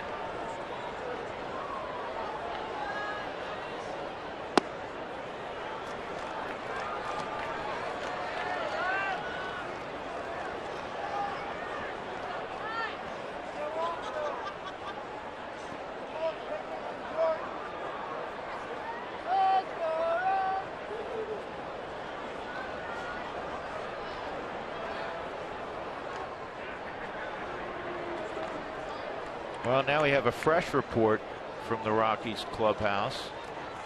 Bruised left big toe from Michael Kadire. Mark Stout was on that. The fact that he had fouled a pitch off his foot, hobbled around for a second, and that's why Kadire was removed. Colvin takes off, got a good jump. Help fouls it off.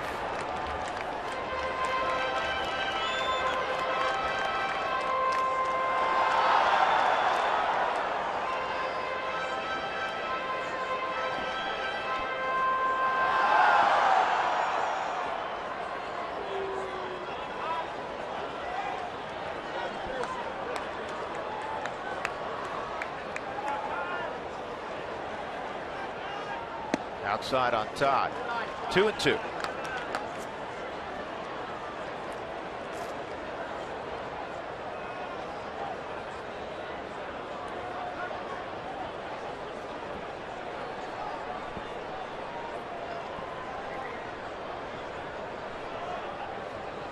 Rockies trailed 1-0 after 1. Got 5 in the bottom of the 2nd.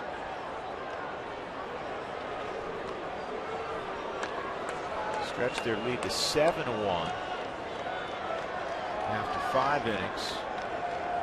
8-4 now as they hit in the bottom of the 7th. They've out-hit the Padres tonight 11-8. Colvin got a big jump. Now he's got to try to beat the throw. Couldn't do it. Nice job by Yonder Alonso coming to the baseball to pick. Well, he really came inside the bag, got away from it where he wouldn't be on line throw. That was the key to that thing. As a right-hander, with him running like that, he's got to get over in on either the inside or the outside, and he already came to the ball as Drew explained it. But then when he got there, he took a couple of more steps to make sure he cleared himself away from the runner, then threw a strike to Bartlett at shortstop. And Spence strikes out Helt.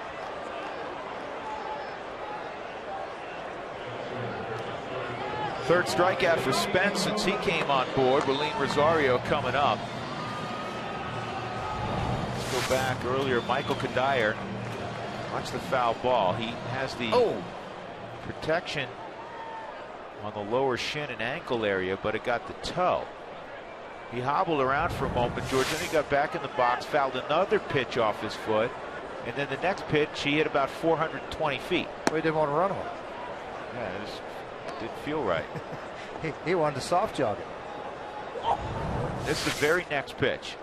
Did it catch any of that pad, though? Yeah, see, it hit the ground, came back up and hit the back. Didn't necessarily hit right on top of the toe, so it wasn't nearly as bad.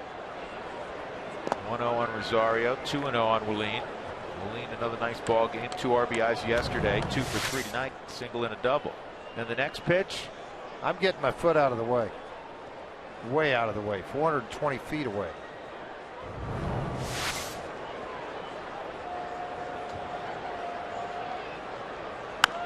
And Rosario tops it to short. That's all for the Rockies in the 7th inning. We turn the page to inning number 8. Rockies up by 4.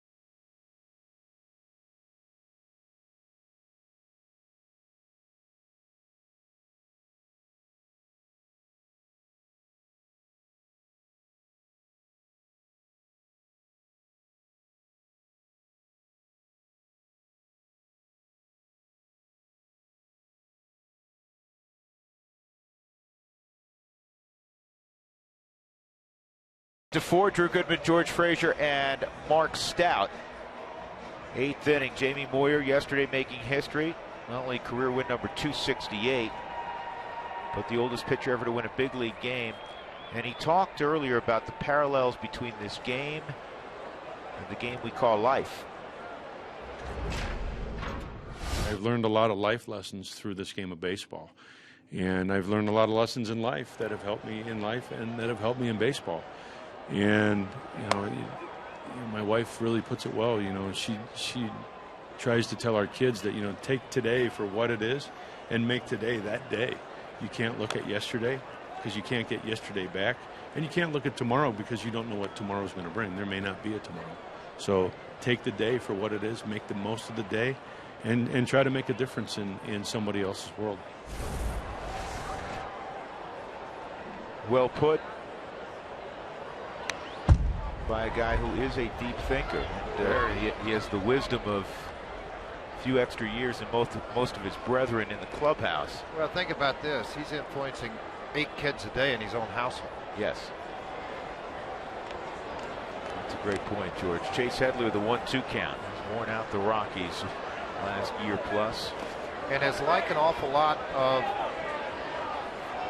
moms in a house. Basically, dad's gone.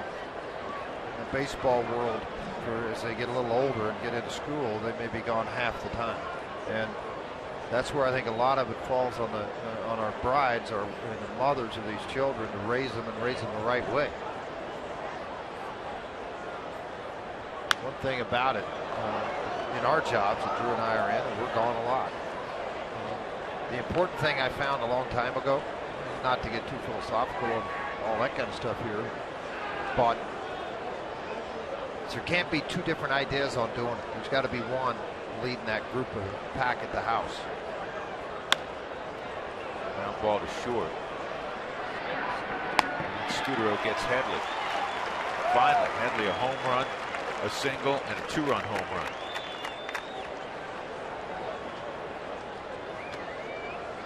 Yeah, the moms do it all. And I know I speak for your wife, Kay, and my wife. There's no question. They do 99+% everything. Hey, I'm on Easy Street now, man. They're all out of the house. They're college. This is a lot better. You got the grandkids Yeah, over. I can hand those back, though. I don't have those 24/7. 1-0 on Mark Kotsay, pinch hitting. Did I tell you what Home Alone did to me about a month ago? That's my youngest grandson. We call him Home Alone because he always seems to get into everything. And he's not scared of anything. Rod Grimmett, who's a very dear friend of mine, lives in Beggs, Oklahoma. We go down there fishing a lot because it's kind of like going to an aquarium. You know you're going to catch something with your grandkids. You know, you take little kids fishing.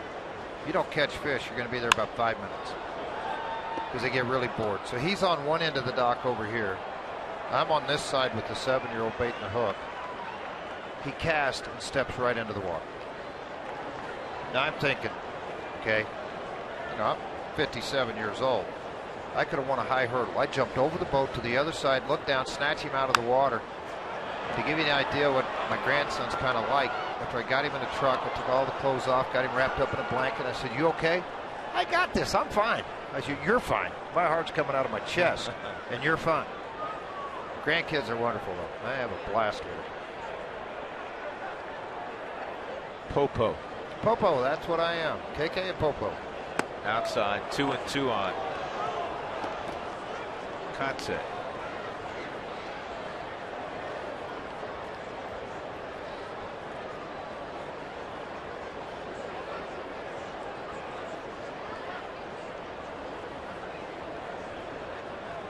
Speaking of Popo, William Rosario last night.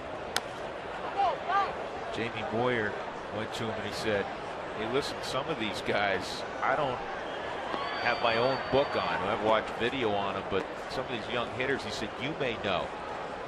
And he said, "I'm going to rely on you."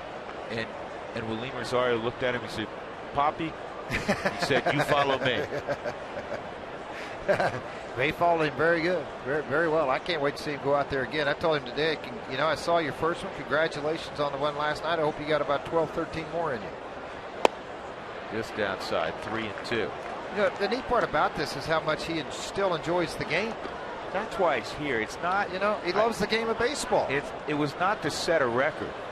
He's here because he still feels like he can contribute, loves to play. This guy's a 20-game winner twice.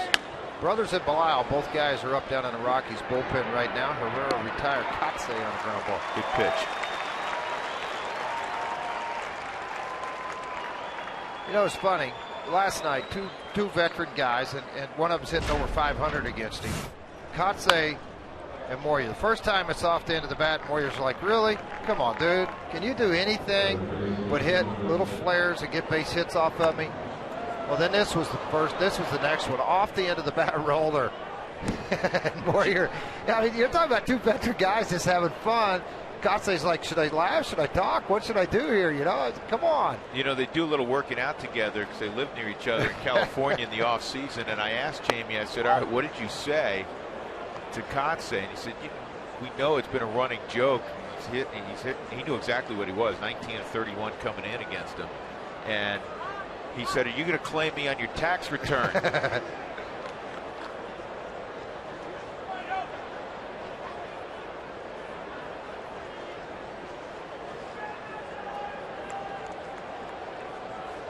One and one on Yonder Alonso. Well, this was a moment ago. Kotsay's pinch hitting, and Bob Apodaca couldn't resist.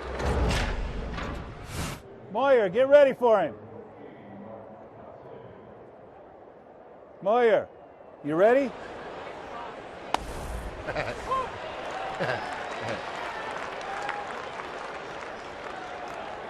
You know what I like about the picture of Moyer right now?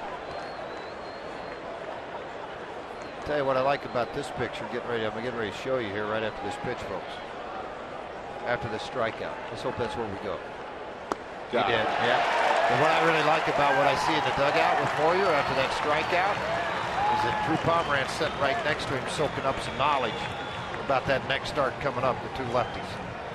Catch partners all spring training. Jamie Moyer, Drew Pomeranz. Rockies up 8-4.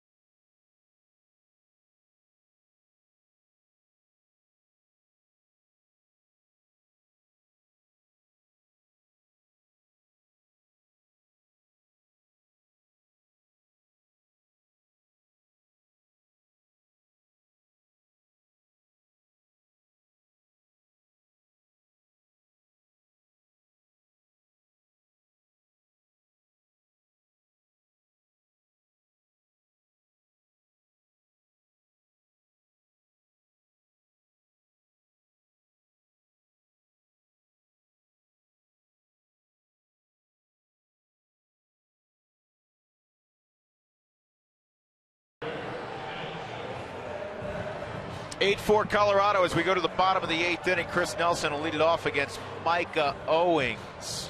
Wells Fargo customers, get your 2-for-1 Rockies tickets today by going to wellsfargo.com/Rockies. Wells Fargo Bank, member FDIC. Nelly's had a couple of doubles and 3 trips tonight. He's got a couple of RBIs as well. Big homestand for Chris. He's 11 for 25 on the homestand.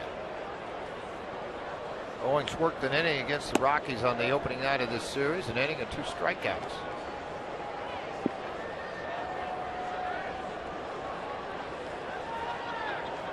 First time Chris has been on the opening day roster. Here's the 2-0. And that's inside, 3-0.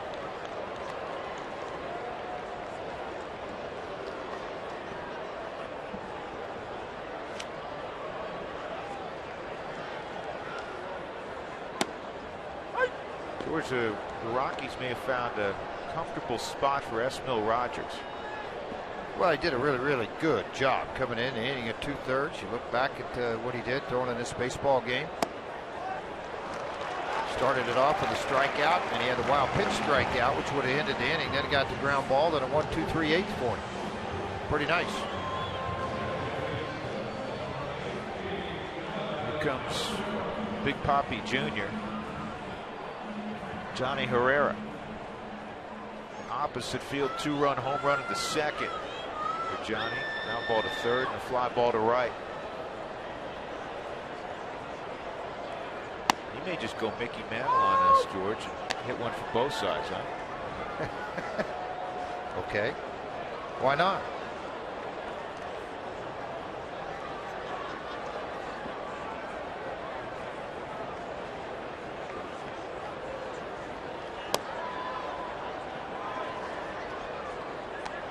Ball and a strike.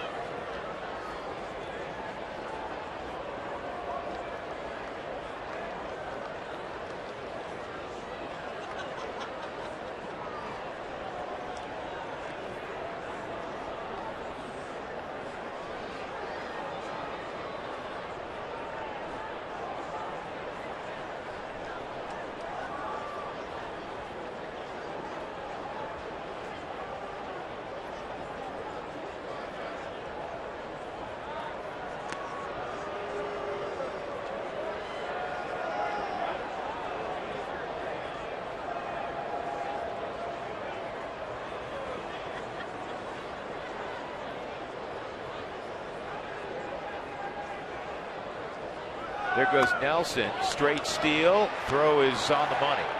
And Nelson's cut down.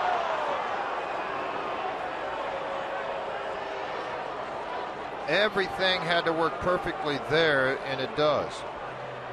Micah Owing there throwing the baseball, or throwing the baseball to the plate fairly quick. The pitch was away on the outside corner, and the throw by Hundley right on the money.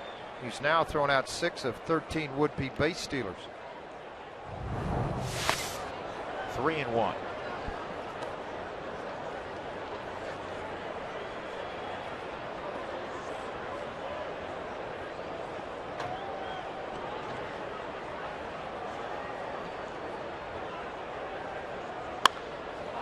High fly ball to right field. It's near the line, and it's going to drop in fair territory. Johnny's got himself a double. Frazier almost fell out of his chair because trajectory-wise, you thought he hit that better than he did. Yes, I did. Now this Mel's night's going to be over with. EY's coming to the plate, and take a look at this. Big swing from Johnny, thinking about going back into that little bullpen again. Fortunately, it's off the end of the bat. Drops in for a double. Johnny 2 hits tonight.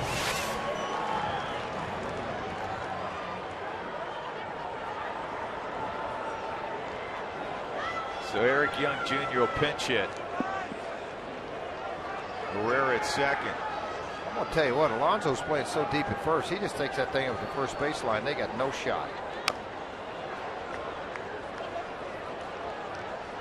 Dougie just handed me a note. It's happened 108 times in National League history. Is that Major League history, Doug, or National League?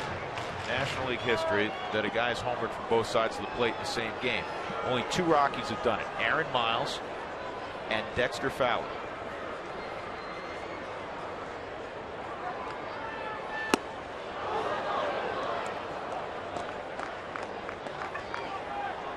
Hey, a reminder, Taco Bell, the place to be tomorrow between 4 and 6. The Rockies have eclipsed the 7-run mark. Feed your Rockies fever only at Taco Bell.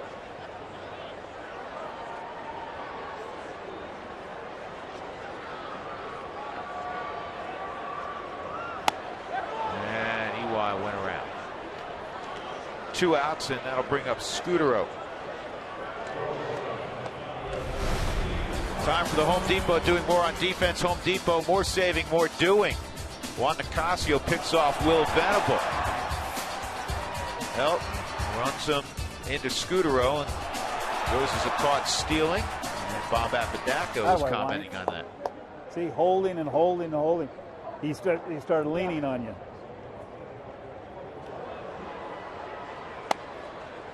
Inside on Scudero. Marco 1 for 3 and a walk.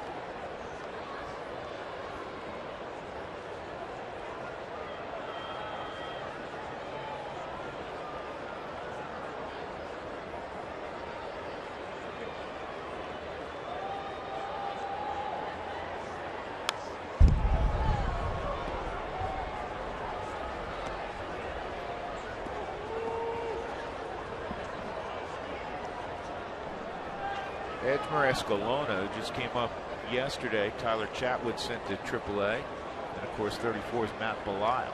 Belisle's been throwing. I think he's going to be the guy to come in. Escalona probably get a bullpen in with the day off tomorrow. There's 2 outs. Difficult for him to get loose that quick. This is in the air to right field. Easy play for DeNorfia. So we'll go to the 9th inning. The Rockies 8 and the Padres 4.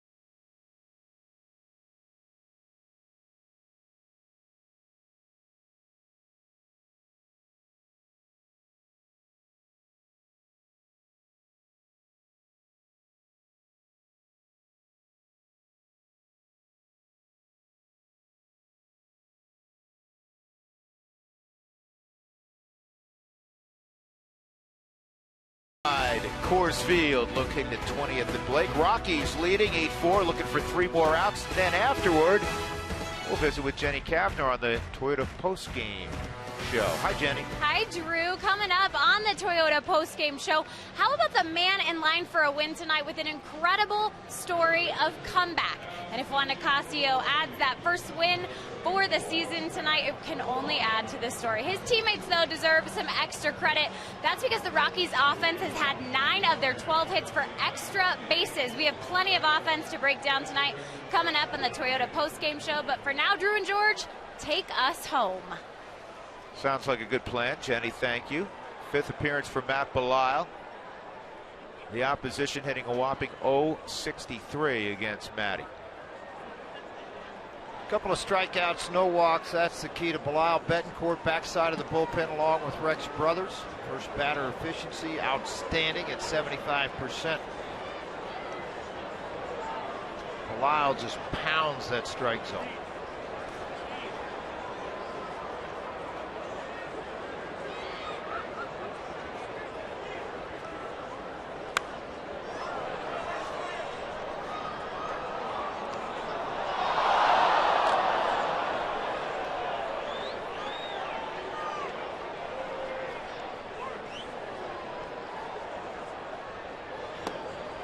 Big curveball, something he added in spring training, 74 miles an hour when he was a starter younger.